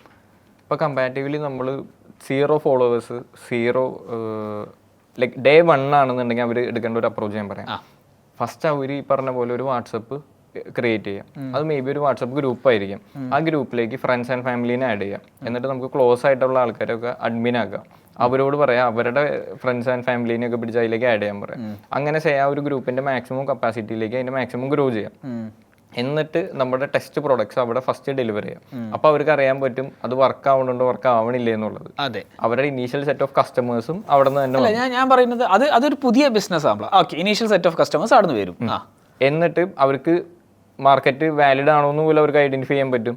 എന്നിട്ട് അവർ ഓൺലൈനിലേക്ക് സ്റ്റെപ്പ് ചെയ്യുക. എക്സാമ്പിൾ പറഞ്ഞു കഴിഞ്ഞാൽ ഓക്കെ നല്ല റെസ്പോൺസസ് കാര്യങ്ങളൊക്കെ കിട്ടുന്നുണ്ട്. നെക്സ്റ്റ് സ്റ്റെപ്പ് എന്ന് പറയുന്നത് ഒരു ഇൻസ്റ്റാഗ്രാം പ്രൊഫൈൽ ക്രിയേറ്റ് ചെയ്യുക, ഫേസ്ബുക്ക് പ്രൊഫൈൽ ക്രിയേറ്റ് ചെയ്യുക, യൂട്യൂബ് അക്കൗണ്ട് ക്രിയേറ്റ് ചെയ്യുക. മൂന്നിലും വീഡിയോസ് ചെയ്യാം. അതിന് വേറെ ഇൻവെസ്റ്റ്മെന്റ് ഒന്നും വേണ്ട. അവർ യൂസ് ചെയ്യണം അവരുടെ ബേസിക് ആയിട്ടുള്ള സ്മാർട്ട് ഫോൺ വെച്ചിട്ട് നല്ല വീഡിയോസ് ചെയ്തിട്ടാൽ മാത്രം മതി. അതൊരു പുതിയ ബിസിനസ് തുടങ്ങാം. ഇനി എനിക്ക് ഓൾറെഡി ഒരു ഷോപ്പുണ്ട്, ഞാൻ അത്യാവശ്യം ബിസിനസ്സൊക്കെ ചെയ്യുന്നുണ്ട്. ഞാൻ ഓൺലൈനിൽ പക്ഷെ ഒന്നും ചെയ്യുന്നില്ല. ഒരു വാട്സാപ്പ് നമ്പറൊക്കെ ഉണ്ട്, അതിന് ചിലപ്പോൾ കസ്റ്റമേഴ്സ് സാധനങ്ങൾ ചോദിക്കും, ഞാൻ ഫോട്ടോ അയച്ചു കൊടുക്കും. ഇതൊക്കെയാണ് ഞാൻ ഇപ്പോൾ ചെയ്തുകൊണ്ടിരിക്കുന്നത്. അങ്ങനെയാണെങ്കിൽ ഈ സാധനം തന്നെ ചെയ്യേണ്ടത് മനസ്സിലായി. പക്ഷെ എത്ര പൈസയിൽ നിന്ന് അല്ലെങ്കിൽ എത്ര കാശിൽ നിന്ന് എനിക്കിത് തുടങ്ങാം ഈ ഒരു ആക്ടിവിറ്റി? കാരണം ഓക്കെ എനിക്ക് സ്വന്തമായിട്ട് എടുക്കും, പക്ഷേ ഞാൻ ഓൾറെഡി ഷോപ്പിൽ ബിസിയാണ്. എനിക്ക് ഓപ്പറേഷൻസ് നോക്കണം, ഇൻവെൻട്രി കൊണ്ടുവരണം, സ്റ്റാഫിനെ നോക്കണം. ഞാൻ ഷോപ്പിലിരിക്കുകയാണ്. ഓക്കെ, എല്ലാ കസ്റ്റമറായും ഞാൻ തന്നെയാണ് സംസാരിക്കുക. അപ്പോൾ എനിക്ക് സമയം വളരെ കുറവായിരിക്കും. അപ്പോൾ ഒരു ഏജൻസീനെ ഹയർ ചെയ്യാക്കുക. അപ്പോൾ എവിടെ നിന്ന് ഞാൻ എത്ര ഫണ്ടാണ് അതിന് റിസർവ് ചെയ്യേണ്ടത്? ഇതിന് 2 അപ്രോച്ച് ഉണ്ട്. ഇപ്പോൾ ഈവൻ നമ്മുടെ കേസിലാണെന്നുണ്ടെങ്കിൽ പോലും ചില കേസസിൽ നമ്മളൊരു എക്സ്റ്റെൻഡഡ് ഏജൻസി എന്നുള്ള റോള് പ്ലേ ചെയ്യും. ചില സമയത്ത് നമ്മൾ full end to end production നമ്മൾ നോക്കണ പോലെ നമ്മൾ ഹാൻഡിൽ ചെയ്യും. ഇപ്പോൾ ഈ എക്സ്റ്റെൻഡഡ് ഏജൻസി എന്ന് പറയുന്ന സമയത്ത് നമ്മൾ എന്താ ചെയ്യാന്ന് വെച്ച് കഴിഞ്ഞ് കഴിഞ്ഞാൽ MCA എന്ന് പറഞ്ഞിട്ട് നമ്മളൊരു സിസ്റ്റം ബിൽഡ് ചെയ്തിട്ടുണ്ട്. മേക്കർ ചെക്കർ അപ്രൂവൽ മോഡൽ എന്ന് പറഞ്ഞിട്ട്. അവിടെ എന്തായിരിക്കും എന്ന് വെച്ചാൽ മേക്കർ എന്ന് പറയുന്നത് നമ്മളൊരു പുതിയ സ്റ്റാഫിനെ ആ ക്ലയൻറ്റിന് വേണ്ടിയിട്ട് നമ്മൾ ഐഡൻറ്റിഫൈ ചെയ്ത് പ്ലേസ്മെൻറ്റ് നടത്തും. ആ പ്ലേസ്മെൻറ്റ് നടത്തിയേക്കുന്ന സ്റ്റാഫിനെ നമ്മൾ ട്രെയിൻ ചെയ്യിപ്പിക്കും. ഇങ്ങനെ വേണം വീഡിയോസ് ചെയ്യിപ്പിക്കാൻ. നമ്മുടെ സൈഡിൽ നിന്നുള്ള എല്ലാ ഇൻപുട്ടും ഉണ്ടാവും. പിന്നെ അവർക്ക് വേണ്ട എൻ്റയർ SOPs നമ്മളായിരിക്കും ബിൽഡ് ചെയ്ത് കൊടുക്കുക. ബേസിക്കലി കൺസൾട്ടിങ് അപ്രോച്ച് പോലെ. കൺസൾട്ടിങ് വിത്ത് പ്രാക്ടിക്കൽ ഇംപ്ലിമെൻറ്റേഷനും നമ്മുടെ സൈഡിൽ നിന്ന് തന്നെയായിരിക്കും. എന്നിട്ട് അവിടെ സ്ലോലി നമ്മളൊരു ടീമിനെ ബിൽഡ് ചെയ്ത് കൊണ്ടുവരും. സെക്കൻഡ് ഫേസ് എന്ന് പറയുന്നത് എൻ്റയർലി നമ്മൾ എൻഡ് ടു എൻഡ് ആക്ടിവിറ്റീസ് നമ്മളായിരിക്കും ചെയ്യാം. ആ ഫൗണ്ടർ അതിന് വേണ്ട ഒരു സ്പേസ് നമുക്ക് പ്രൊവൈഡ് ചെയ്യാം, അവരുടെ അവൈലബിലിറ്റി നമുക്ക് ഉണ്ടാക്കുക, അവരുടെ പ്രൊഡക്ട്സ് നമുക്ക് ഓൺ ടൈമിൽ ഡെലിവർ ചെയ്യുക എന്നുള്ളത് മാത്രമായിരിക്കും. ഓക്കെ, അപ്പം അത് സെറ്റാണ് ഇരിക്കുക, ഫൗണ്ടർ റെഡിയാണ്. നിങ്ങൾ എത്ര കാലത്തെ കണ്ടന്റ് ഞാൻ ആക്ച്വലി ഉണ്ടാക്കണം, എങ്ങനെയാണ് ആ പ്രോസസ്സ് എങ്ങനെയായിരിക്കും? ഞാൻ എത്ര ദിവസം റിസർവ് ചെയ്യണം? ഒരു മാസത്തിൽ അല്ലെങ്കിൽ ഒരു മാസത്തിൽ ഒരു ദിവസം വന്ന് മൊത്തം നിങ്ങൾ കണ്ടന്റ് ഉണ്ടാക്കി തരും? എങ്ങനെയായിരിക്കും അതിൻ്റെ ഒരു ലൈക്ക് അവിടെയും നമുക്ക് 2 രീതിയിൽ അതിനെ വേണമെന്നുണ്ടെങ്കിൽ ഐഡന്റിഫൈ ചെയ്യാൻ പറ്റും. ചിലവർക്ക് ഉള്ള പ്രൊഡക്ട്സ് എന്ന് പറഞ്ഞാൽ ഓൾറെഡി ഡിഫൈൻഡ് ആയിരിക്കും. അവരുടെ SKUs ഇതാണ്, ഒരു മന്തിൽ അവർക്ക് ഇത്രയും ന്യൂ പ്രൊഡക്ട്സ് ആണ് ലോഞ്ച് ഉള്ളൂ എന്നുള്ളത്. ചിലർ കുറച്ചും കൂടി ഈ പറഞ്ഞ പോലെ ഓരോ വീക്കിലി ആയിരിക്കും പ്രൊഡക്ട്സ് വരാം. അപ്പോൾ നമ്മുടെ ഷൂട്ട്സിൻ്റെ എണ്ണം ആ ബൈ വീക്കിലി എന്നുള്ള രീതിയിലായിരിക്കും പോവുക. ചിലത് ഈ പറഞ്ഞ പോലെ നമുക്ക് ഇപ്പോൾ ഒരു മന്തിലേക്ക് വേണ്ട ശരിക്കും ഒരു 2 ദിവസം ആ ഫൗണ്ടറിന് കിട്ടിയാൽ മതി. ആ ഒരു എൻ്റയർ മന്തിലേക്കുള്ള 30 ദിവസത്തേക്കുള്ള കണ്ടന്റ്. ഞാനൊരു ഫൗണ്ടറാണ്, എനിക്കൊരു ഷോപ്പുണ്ട്, ഞാൻ എത്ര ഫണ്ട് റിസർവ് ചെയ്യണം ഈ ഒരു ആക്ടിവിറ്റിക്ക്? ഞാൻ നേരത്തെ പറഞ്ഞ പോലെ തന്നെ ഓർഗാനിക് മാർക്കറ്റിംഗ് ഫ്രീ ആണെന്നാണ് എല്ലാവരുടെയും വിചാരം. അതെ, കോണ്ടന്റ് മാർക്കറ്റിംഗിലേക്ക് വരുന്ന സമയത്ത് നമുക്ക് നല്ല രീതിക്ക് ഒരു വീഡിയോസ് ചെയ്യണമെന്നുണ്ടെങ്കിൽ ഒബ്വിയസ്ലി ഒരു 1.5 lakhs ആയിരിക്കുള്ളൂ മോസ്റ്റ് ഓഫ് ദ കേസസിലും ആക്ടിവിറ്റീസ് സ്റ്റാർട്ട് ആവാം. ഓക്കെ, അപ്പോൾ 30 വീഡിയോക്ക് ഏകദേശം 1 2 3 4 4000 റുപ്യ വെച്ചിട്ടൊരു വീഡിയോക്ക് 4000 5000 ഒരു റീൽ ഉണ്ടാക്കണമെങ്കിൽ 5000 റുപ്പീസ് ചാർജ് ആവും. ഒരു മിനിമം ക്വാണ്ടിറ്റി ഉണ്ടാവുമോ ഇതിന്? ഇത്ര റീലെങ്കിലും നിങ്ങൾ പിന്നെ അതായത് നമ്മൾ മിനിമം ഒരു 15 to 30 റീൽസിന്റെ ഇടയിൽ ചെയ്യും ഒരു ഷൂട്ടിൽ. അതാണ് നിങ്ങൾ പറഞ്ഞ 2 ദിവസം റിസർവ് 2 ദിവസം അവർ അതിന് വേണ്ടിയിട്ട് റിസർവ് ചെയ്ത് തന്നാൽ മാത്രം. ഓക്കെ. അപ്പം ആസ് എ ഫൗണ്ടർ ഇപ്പം ഒരു 30 ദിവസം ചെയ്ത് കഴിഞ്ഞ് 1.5 lakhs ഞാൻ മുടക്കിയെന്ന് വെക്കുക. എപ്പോഴാണ് എനിക്കൊരു ROI ഇതിൽ എക്സ്പെക്ട് ചെയ്യുക, റിട്ടേൺ, ഒരു സെയിൽ? 3 to 4 മന്തിലാണ് നമ്മൾ അവരോട് റിസൾട്ട്സ് എക്സ്പെക്ട് ചെയ്താൽ മതി എന്ന് പറയാം. കാരണം എന്താന്ന് വെച്ചാൽ അത് വേറൊന്നും കൊണ്ടല്ല, ഫസ്റ്റ് മന്തിൽ തന്നെ ഒബിയസ്ലി റിസൾട്ട്സ് വരും. അത് നിങ്ങൾ സേഫ് സോൺ കളിക്കുകയാണ്. അപ്പം 1.5 ഒരു 5 ലക്ഷം, ഏകദേശം 4.5 ലക്ഷം ഉണ്ടെങ്കിൽ നിങ്ങൾക്ക് ഗ്യാരണ്ടി ചെയ്യാൻ പറ്റുമോ ഇത് വർക്ക് ചെയ്യും? കാരണം എന്താണെന്ന് വെച്ചാൽ നമ്മൾ എല്ലാ ക്ലയൻസിനെയും നമ്മൾ ഓൺ ബോർഡ് ചെയ്യില്ല. നമ്മൾ അവർക്ക് അതിനുള്ള പൊട്ടൻഷ്യൽ ഉണ്ടോ എന്നുള്ള ഐഡന്റിഫൈ. ചിലപ്പോൾ അവർക്ക് ഹൈ ഹോപ്സ് ഉണ്ടാവും, ഇത്ര ഓർഡർ വന്നാൽ അവർക്ക് ചെയ്യാൻ പറ്റും. നമ്മൾ ഈവൺ അവരുടെ പ്രൊഡക്ഷൻ വരെ അനലൈസ് ചെയ്യും. പ്രൊഡക്ഷൻ ഇൻ ദ സെൻസ് അവരുടെ ഇപ്പോൾ ഒരു ക്ലോത്തിങ് ആണെന്നുണ്ടെങ്കിൽ അവർക്ക് എത്ര സ്കെയിൽ ചെയ്യാൻ പറ്റും. നാളെ ഇപ്പോൾ ഒരു 1000 ഓർഡർ വന്നാൽ അവർ സ്റ്റക്കാവരുത്. ഞാൻ വേറെ കുറേ യൂസ് കേസ് അല്ലെങ്കിൽ പുറത്തുള്ള ഇത് കണ്ടിട്ടുണ്ട്, പ്രൊഡക്ഷൻ കൂടിയായതുകൊണ്ട് പൂട്ടിപ്പോയ ബ്രാൻഡ്സ് ഉണ്ട്. അതായത് ഡെഡ് സ്റ്റോക്ക് വരും. ഓക്കെ. അപ്പോൾ നിങ്ങൾ ക്ലയൻറ്റിനെ എടുക്കുമ്പോൾ തന്നെ ക്ലയൻറ്റിനെ വെറ്റ് ചെയ്യും. ചിലപ്പോൾ ക്ലയൻറ്റ് പറയും നമ്മളാണ് ഏജൻസീനെ വെറ്റ് ചെയ്യുന്നത്. ഇന്നലെ കൂടി ഞാൻ സംസാരിച്ചിട്ടേ ഉള്ളൂ, പക്ഷേ ആക്ച്വലി ഏജൻസിയാണ് ക്ലയൻറ്റിനെ വെറ്റ് ചെയ്ത്. ലൈക്ക് ഇനീഷ്യൽ ടൈമിൽ നമുക്കത് പറ്റിയായിരുന്നില്ല, കാരണം നമുക്ക് അത്ര ചൂസ് ചെയ്യാനുള്ള ഒരു സ്പേസ് ഉണ്ടായിരുന്നു. നമുക്കറിയില്ല, കൂടുതൽ നമ്മളും പഠിച്ചുകൊണ്ടിരിക്കുകയാണല്ലോ. ഇപ്പം നിങ്ങൾക്ക് അറിയാം ഏത് കൈൻഡ് ഓഫ് ക്ലയൻറ്റിനെ എടുക്കണം, ഏത് ക്ലയൻറ്റിനെ ഒഴിവാക്കണം എന്നില്ല. കാരണം എന്താണെന്ന് വെച്ചാൽ ഇത് കുറച്ചും കൂടി ഒരു ലോങ് ടൈം റിലേഷൻഷിപ്പാണ്. ലൈക്ക് നമ്മൾ അവരായിട്ട് ഒരിക്കലും ഒരു 1 month അല്ലെങ്കിൽ 3 month കൊണ്ട് അല്ല നമ്മൾ അവരായിട്ട് നോക്കണേ. മിനിമം ഒരു 5 years ഡൗൺ ദ ലൈൻ അവരും നമ്മൾ 5 years ഒന്നല്ല. ഇപ്പം ഞാൻ പറഞ്ഞില്ല, ഞാൻ പല ഏജൻസികളായിട്ട് 5 years കൂടുതലായി. അങ്ങനെ അസോസിയേറ്റ് ചെയ്യുമ്പോഴാണ് രണ്ടുപേരും ഗ്രോ ചെയ്യണേ. നമുക്കും കുറെ നല്ല ലേണിങ്സ് വരും, അവരുടെ ബിസിനസിനെ കുറിച്ച് നമുക്ക് നല്ല ഇൻപുട്ട് കൊടുക്കാൻ പറ്റും. അതെ. പിന്നെ അത് തന്നെയാണല്ലോ നിങ്ങൾ വേറൊരു ബിസിനസ്സും ചെയ്തു കൊടുക്കുക. പിന്നെ കോമ്പീറ്റിംഗ് ആവണില്ല. അടിപൊളി.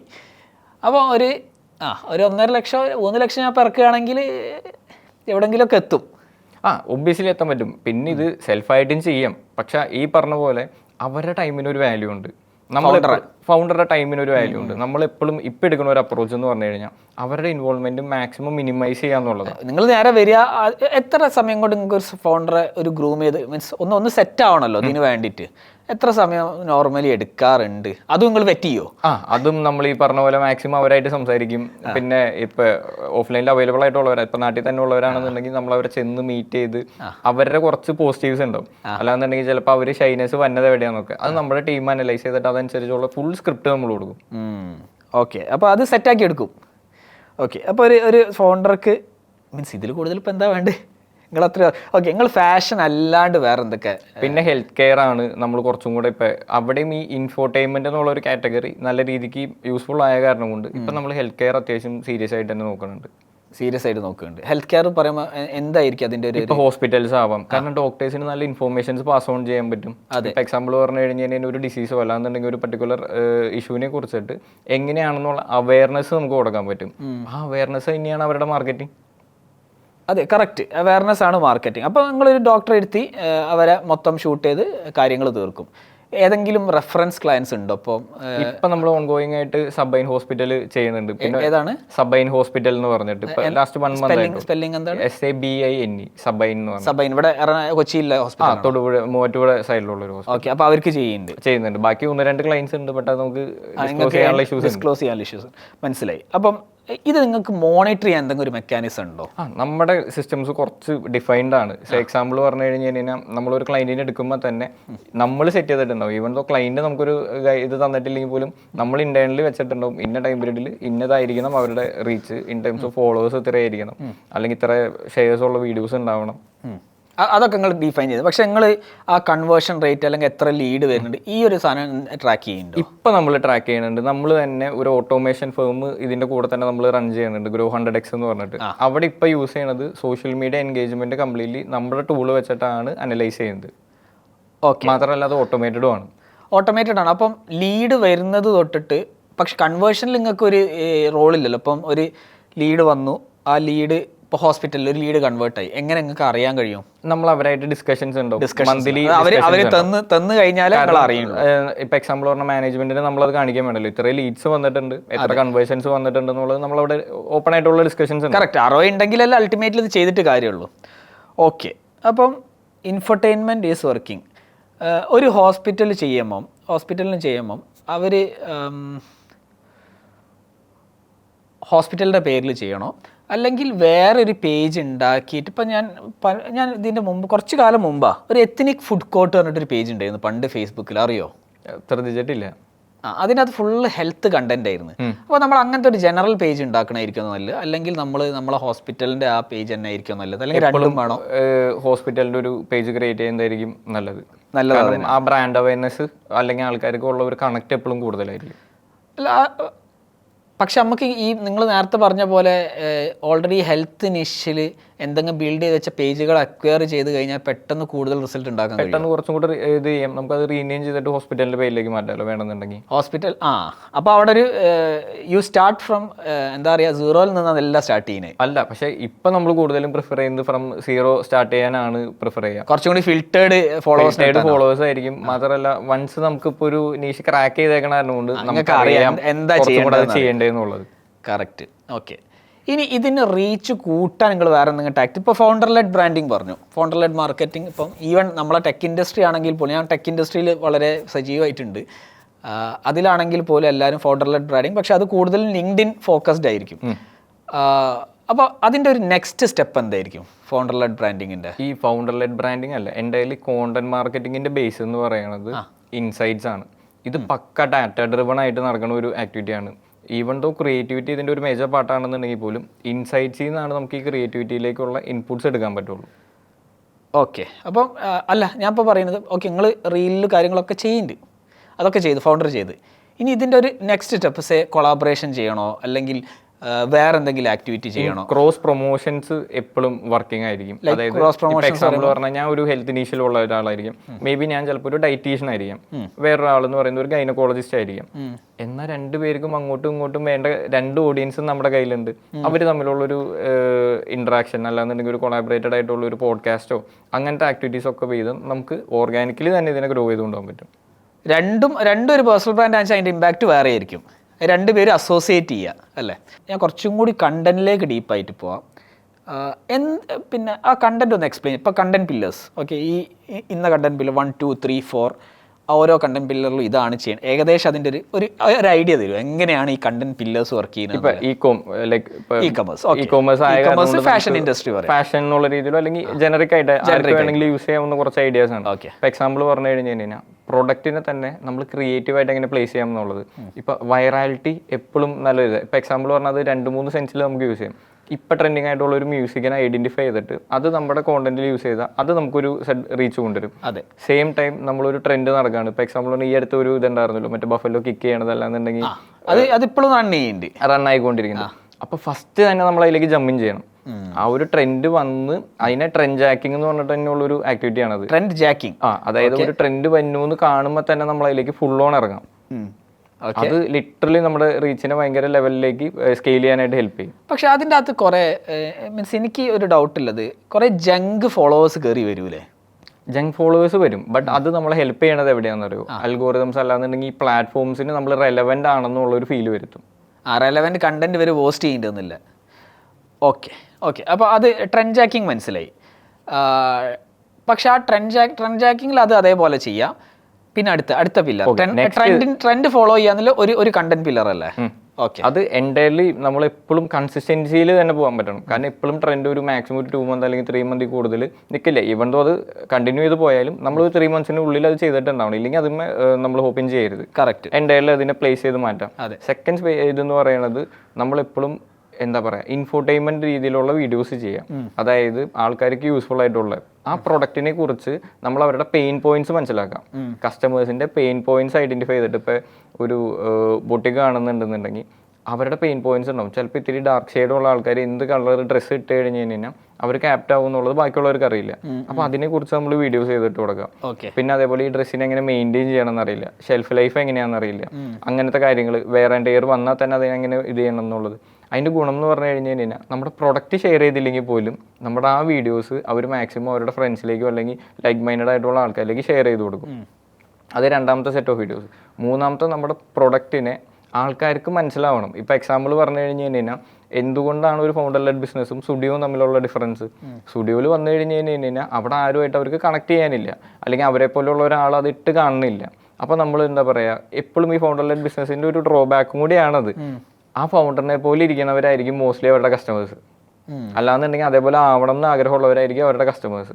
അപ്പോൾ നമ്മൾ അതിനെ മാക്സിമം യൂട്ടിലൈസ് ചെയ്യുക ഇൻ എ ഗുഡ് വേ. പക്ഷേ ഇപ്പോൾ എക്സാമ്പിൾ പറഞ്ഞു കഴിഞ്ഞാൽ അതേപോലത്തെ വീഡിയോസ് ചെയ്യുന്ന സമയത്ത് നമ്മൾ ആൾക്കാരെ മാക്സിമം അതിലേക്ക് അട്രാക്റ്റഡ് ആക്കുന്ന രീതിയിലുള്ള വീഡിയോസ് ചെയ്യാം. ഓക്കെ, മീൻസ് വീഡിയോ കുറച്ചും കൂടി ഡീപ്പായിട്ട് വീഡിയോസ് ചെയ്യുമ്പോൾ ചുമ്മാ ഒരു വീഡിയോ ചെയ്താൽ മതി, അല്ലെങ്കിൽ ഒരു സ്ക്രിപ്റ്റ് എഴുതി ചെയ്യണോ? സ്ക്രിപ്റ്റ് എഴുതി അത് ഓരോരുത്തരുടെ കംഫർട്ട് സോണാണ്. ഇപ്പോൾ എക്സാമ്പിൾ പറഞ്ഞാൽ നമ്മുടെ ചില ക്ലയൻസ് ഉണ്ട്, അവർക്ക് സ്ക്രിപ്റ്റിൻ്റെ ഒന്നും ആവശ്യമില്ല, അവരുടെ മൈൻഡ് എൻ്റയർലി ഈ ഒരു കോണ്ടന്റിന് വേണ്ടി ഡെഡിക്കേറ്റഡ് ആണ്. അവർക്ക് സ്ക്രിപ്റ്റ് അവർ നേരെ അങ്ങോട്ട് ഇറങ്ങി പറഞ്ഞു, അവർ ക്യാമറ ഓൺ ആക്കി അവർ വേറെ ആൾക്കാരാണ്. നമ്മൾ ഇത്രയും സംസാരിക്കണ പോലെ ആയിരിക്കില്ല എൻ്റയർലി ആൾക്കാർ മാറും. എന്നാൽ എപ്പോഴും പ്ലാൻ ചെയ്യുക. ഇപ്പോൾ എക്സാമ്പിൾ പറഞ്ഞു കഴിഞ്ഞ് കഴിഞ്ഞാൽ നമ്മളുടെ ക്ലയൻസിൽ മോസ്റ്റ്ലി സക്സസ്ഫുൾ ആയിരിക്കുന്ന ആൾക്കാർ ചെയ്യുന്ന ഒരു ഇതെന്ന് പറഞ്ഞാൽ എപ്പോഴും നമ്മൾ നോട്ട്സിന് യൂട്ടിലൈസ് ചെയ്യുക. നമുക്കൊരു ഐഡിയ വന്നു കഴിഞ്ഞാൽ അതിനെ എപ്പോഴും നോട്ട് ഡൗൺ ചെയ്യുക. പിന്നെ എപ്പോഴും നമ്മൾ അപ്ഡേറ്റഡ് ആയിരിക്കുക. എന്നാൽ നമ്മളെപ്പോഴും ഈ പറഞ്ഞ പോലെ എല്ലാവരുടെ ഐഡിയാസിനെ വെൽക്കമിങ് ആവരുത്. കാരണം എന്താണെന്ന് വെച്ചാൽ നമ്മുടെ ബ്രാൻഡ് എന്താണെന്നുള്ളതും അല്ലെങ്കിൽ നമ്മുടെ ലോങ് ടൈം വിഷൻ എന്താണെന്നുള്ളത് ആ ഒരു ഏജൻസിക്കോ അല്ലാന്നുണ്ടെങ്കിൽ ആ ഒരു ഫൗണ്ടറിന് മാത്രമായിരിക്കും അറിയാം. നമ്മുടെ ഫാമിലി ആയാലും കുറെ ആൾക്കാർ വന്നുകൊണ്ട് കുറെ സജഷൻസ് പറയും. വെറുതെ എല്ലാ അഭിപ്രായങ്ങളും കയറി എടുക്കരുത്. എടുത്തു കഴിഞ്ഞാൽ എന്താ കുഴപ്പമെന്ന് വെച്ചാൽ നമ്മൾ എവിടെ നിന്ന് തുടങ്ങിയെന്നോ അല്ലെങ്കിൽ നമുക്ക് എവിടെ എത്തണം എന്നുള്ളത് നമുക്കറിയുള്ളൂ. അവർ പറയുന്നത് ചിലപ്പോൾ അവരുടെ പെർസ്പെക്റ്റീവ് ആയിരിക്കും. അതെ, കറക്റ്റ്. അവർ ജസ്റ്റ് ഒരെണ്ണം കണ്ടിട്ടല്ലേ പറയാം. ഓക്കെ, അപ്പം പിന്നെ ആദ്യം പറഞ്ഞ കണ്ടന്റ് പില്ലർ എന്ന് പറഞ്ഞു കഴിഞ്ഞാൽ ട്രെൻഡ് ജാക്കിങ്, രണ്ടാമത്തത് ഈ ഫൗണ്ടർ ഇൻഫോർടൈൻമെന്റ് വീഡിയോസ്. ഓക്കെ, ഇനി വേറെ ഒരു കണ്ടന്റ് പില്ലർ ഉണ്ടോ? മൂന്നാമത്തെ ഒരു കോണ്ടന്റ് എന്ന് പറയുന്നത് നമ്മുടെ പ്രൊഡക്ട്സിന്റെ ഡ്രോബാക്സും നമ്മൾ ചില സമയത്ത് കാണിക്കണം. ഇതാണ് നമ്മുടെ ഡ്രോബാക്സ്, അല്ലാന്നുണ്ടെങ്കിൽ ഇതാണ് നമ്മുടെ ടീമിന്റെ കോർ സ്ട്രെങ്ത് എന്നുള്ളതും നമ്മൾ കാണിച്ചു കൊടുക്കാം. അത് ചിലവർക്ക് കാണിക്കാൻ പറ്റും, ചിലവരെ സംബന്ധിച്ച് അത് അത്ര നമുക്ക് എന്താ പറയാ ബാക്ക് സ്റ്റേജ് ആക്ടിവിറ്റീസ് കാണിക്കാൻ ഒന്നെങ്കിൽ സ്ട്രെങ്ത് കാണിക്കുക അല്ലെങ്കിൽ വീക്ക്നെസ് കാണിക്കുക. ഞാൻ പറയുന്നത് അതിന്റെ ഒരു സ്വീറ്റ് സ്പോട്ട് വേണം. ചില സമയത്ത് നമ്മുടെ വീക്ക്നെസ് നമ്മൾ കാണിക്കും, നമ്മുടെ സ്ട്രെങ്ത് ആയി മാറും. ഓക്കെ, അതെ, ഓക്കെ, എനിക്ക് മനസ്സിലായി. അതായത് ഇപ്പം പിന്നെ ഓക്കെ, മൂന്നാമത്തെ കിട്ടി. ഇനി ഒരു കണ്ടന്റ് പില്ലർ ഉണ്ടോ? ഇനി ഒരു കോണ്ടന്റ് പില്ലർ അല്ല ഉള്ളത്, ഇനി ഒരു മെക്കാനിസം വേണം. അതായത് നമ്മൾ ഇത്രയും ചെയ്തു, ഇതിൽ നിന്ന് അനലൈസ് ചെയ്തിട്ട് എന്താണ് നമുക്ക് ആപ്റ്റ് ആയിട്ടുള്ളത് അല്ലെങ്കിൽ എന്തിനാണ് ബെസ്റ്റ് ആൾക്കാർക്ക് അക്സെപ്റ്റൻസ് നമുക്ക് കിട്ടണമെന്നുള്ളത് മനസ്സിലാക്കിയിട്ട് അതിനെ അനലൈസ് ആൻഡ് റീവർക്ക് ചെയ്യണം. എന്താണ് നമുക്ക് ബെസ്റ്റ് പെർഫോമിംഗ് ആയിരിക്കുന്നത്, അല്ലെങ്കിൽ ഇത് എന്തുകൊണ്ട് നമുക്ക് വർക്ക് ആയിട്ടില്ല, കാരണം ഇത് ബാക്കിയുള്ളവർക്ക് വർക്ക് ആവുന്ന ഒരു പാറ്റേൺ ആണല്ലോ. കറക്റ്റ്. അനലൈസ് ആൻഡ് ഇംപ്ലിമെന്റ് എന്നുള്ളതാണ് നെക്സ്റ്റ് ഫേസ്. ഓക്കെ, അങ്ങനെ വെച്ചാൽ നമ്മളിപ്പോൾ അനലൈസ് ചെയ്തു, നമുക്ക് ഇൻഫർടൈൻമെൻറ്റ് തീരെ വർക്ക് ചെയ്യില്ല വെക്കുക. അപ്പോൾ അത് നമ്മൾ ഒഴിവാക്കണോ, അല്ലെങ്കിൽ നമ്മൾ അതുമേൽ ഒന്നും കൂടിയും മെച്ചപ്പെടുത്തണോ, അല്ലെങ്കിൽ നമുക്ക് ഫൗണ്ടർ ലെഡ് ബ്രാൻഡിങ് ശരിക്കും വർക്ക് ചെയ്യുന്നുണ്ട്, ഇൻഫർടൈൻമെൻറ്റ് വർക്ക് ചെയ്യുന്നില്ല, അപ്പോൾ എന്ത് ചെയ്യണം? 90% ഫൗണ്ടർ ലെഡ് ബ്രാൻഡിങ്, ഫൗണ്ടറുള്ള സാധനങ്ങളൊക്കെ വർക്ക് ചെയ്യുന്നുണ്ട്, ബാക്കി ആരോ ചെയ്യുന്ന സാധനങ്ങൾ നടക്കുന്നില്ല. അത് ഒഴിവാക്കണോ, അല്ലെങ്കിൽ അതുമേൽ വീണ്ടും വർക്കൗട്ട് ഫ്രീക്വൻസി കുറയ്ക്കണം. അതിന്റെ ഫ്രീക്വൻസി കുറയ്ക്കണം. എന്നിട്ട് എൻ്റയർലി ഉള്ള കോണ്ടന്റ് സ്റ്റൈലിനെ കംപ്ലീറ്റ്ലി ട്രാഷ് ചെയ്തിട്ട് പുതിയൊരു സ്റ്റൈലിനെ നമ്മൾ ഡെവലപ്പ് ചെയ്യണം. ഓക്കെ, അതായത് ഇതൊരു കണ്ടിന്യൂസ് ആക്ടിവിറ്റിയാണ്. ട്രയൽ ആൻഡ് എറർ എന്ന് പറയാം. ട്രയൽ ആൻഡ് എറർ വെച്ച് നമ്മളൊരു അടിപൊളി സിസ്റ്റം ഉണ്ടാക്കിയെന്ന് നിൽക്കുക. അപ്പോൾ അടിപൊളി സിസ്റ്റം ഉണ്ടാക്കുമ്പോൾ പ്രശ്നം ആ സമയത്ത് അത് ഭയങ്കര റെലവൻ്റ് ആയിരിക്കും. പക്ഷേ പിന്നെയും രണ്ടാമത് വീണ്ടും എങ്ങനെ എക്സ്പെരിമെൻറ്റ് ചെയ്ത് തുടങ്ങുക? കാരണം നമ്മൾ ഫുള്ള് സിസ്റ്റം ഉണ്ടാക്കി ഇതൊക്കെ എല്ലാം വർക്കിംഗ് ആണ്. അപ്പോൾ നമ്മൾ അത് തൊടാൻ നിൽക്കില്ലല്ലോ. അതുകൊണ്ടാണ് ഞാൻ പറഞ്ഞ ലാസ്റ്റത്തെ പില്ലർ എന്ന് പറയുന്നത് അനലൈസ് ആൻഡ് ഇംപ്ലിമെന്റ് എന്നുള്ള. സോഷ്യൽ മീഡിയയുടെ ഒരു ഗെയിം എന്ന് പറഞ്ഞാൽ എല്ലാ 3 monthsലും ചേഞ്ച് വരും. നമ്മൾ അവിടെ കമ്പൽഡ് ആയിരിക്കും ഇത് ചെയ്യണം എന്നുള്ള കാര്യത്തിൽ. അപ്പോൾ നമ്മളൊരു എത്ര പെർസെൻറ്റേജ് പുതിയ ടൈപ്പ് ഓഫ് കണ്ടന്റ് അല്ലെ എക്സ്പെരിമെന്റേഷന് മാറ്റി വെക്കണം? ഏറ്റവും ബെസ്റ്റ് 50-50 ആണ്. ബട്ട് ആ ഒരു റിസ്ക് ആരും എടുക്കില്ല. എന്നാലും ഒരു 70-30 എന്നുള്ള രീതിയിലെങ്കിലും നമ്മൾ പോകണം. ഒരു 30% എപ്പോഴും എന്തെങ്കിലും പുതിയൊരു ഐറ്റം നമ്മൾ ട്രൈ ഔട്ട് ചെയ്തുകൊണ്ടിരിക്കണം. കാരണം എന്നാലും നമുക്ക് മാർക്കറ്റിൽ റെലവൻസ് ഉള്ളൂ. കാരണം ഇപ്പോൾ സോഷ്യൽ മീഡിയയുടെ വേറൊരു ഡ്രോബാക്ക് എന്ന് പറഞ്ഞാൽ എല്ലാവർക്കും ടെക്കിലേക്ക് ആക്സസ് ഉണ്ട്. അതെ, അവരുടെ സ്മാർട്ട് ഫോൺ മതി ആർക്ക് വേണമെങ്കിലും ഒരു പുതിയ ക്രിയേറ്റർ ആയിട്ട് ഓൺബോർഡ് ആവാനായിട്ട്. അതെ, ഓക്കെ, ആക്സസ് ഉണ്ട്. സോ ദ മോർ ഇന്നോവേറ്റീവ് ഇപ്പം ഇറങ്ങിയാൽ, നേരത്തെ ഇറങ്ങിയാൽ അത്രയും നല്ലത്. ഇന്ന് സ്റ്റാർട്ട് ചെയ്യണം എന്ന് നമുക്കൊരു തോട്ട് വന്നിട്ടുണ്ടെന്നുണ്ടെങ്കിൽ ഇപ്പം സ്റ്റാർട്ട് ചെയ്യണം. അതിന് ഏജൻസിന് പിന്നെ 1.5 ലക്ഷം 3,000 5,000 ഒന്നും കാത്തിക്കണ്ട. ഫോൺ എടുക്കുക, തുടങ്ങുക അല്ലേ. പിന്നെ ഓൺ ദ ഗോ. ഇത് തന്നെ ഞാനും ചെയ്തിരുന്നത്. അങ്ങോട്ട് തുടങ്ങി, ബാക്കിയൊക്കെ പിന്നെ ഉണ്ടായി വന്നതാണ്. പിന്നെ ഇപ്പം ഈവൻ ഡേ 1 തൊട്ട് നമുക്ക് ഒരിക്കലും ഒരു സിസ്റ്റം വെച്ചിട്ട് വർക്ക് ചെയ്യാൻ പറ്റില്ല. അതെ. അപ്പം എപ്പോഴും നമ്മൾ സ്റ്റാർട്ട് ചെയ്യാം, എന്നിട്ട് ഓൺ ദ വേ ഇംപ്രൂവ്. അത് തന്നെയാണ് എല്ലാവരും ചെയ്യുന്നത്. പക്ഷേ ഓൺലൈൻ്റെ കേസ് വരുമ്പോൾ അങ്ങനെ ചെയ്യാൻ പറ്റില്ല, എങ്ങനെ ചെയ്യാൻ പറ്റില്ല, ഭയങ്കര കോൺഷ്യസ് ആവും.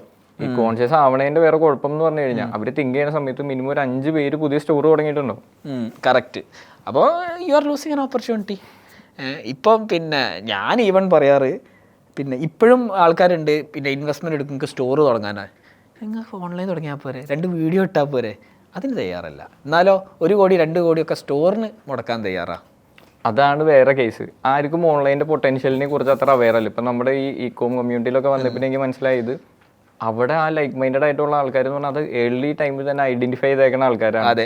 ബാക്കിയുള്ളവരുടെ മൈൻഡ് സെറ്റ് ഇപ്പോഴും ഈ പറഞ്ഞ പോലെ ഒരു ബ്രിക്ക് ആൻഡ് മോട്ടർ ബിസിനസ് എന്നുള്ള രീതിയിലാണ് എല്ലാവരും ഷോപ്പ് തുടങ്ങണമെന്നില്ലേ.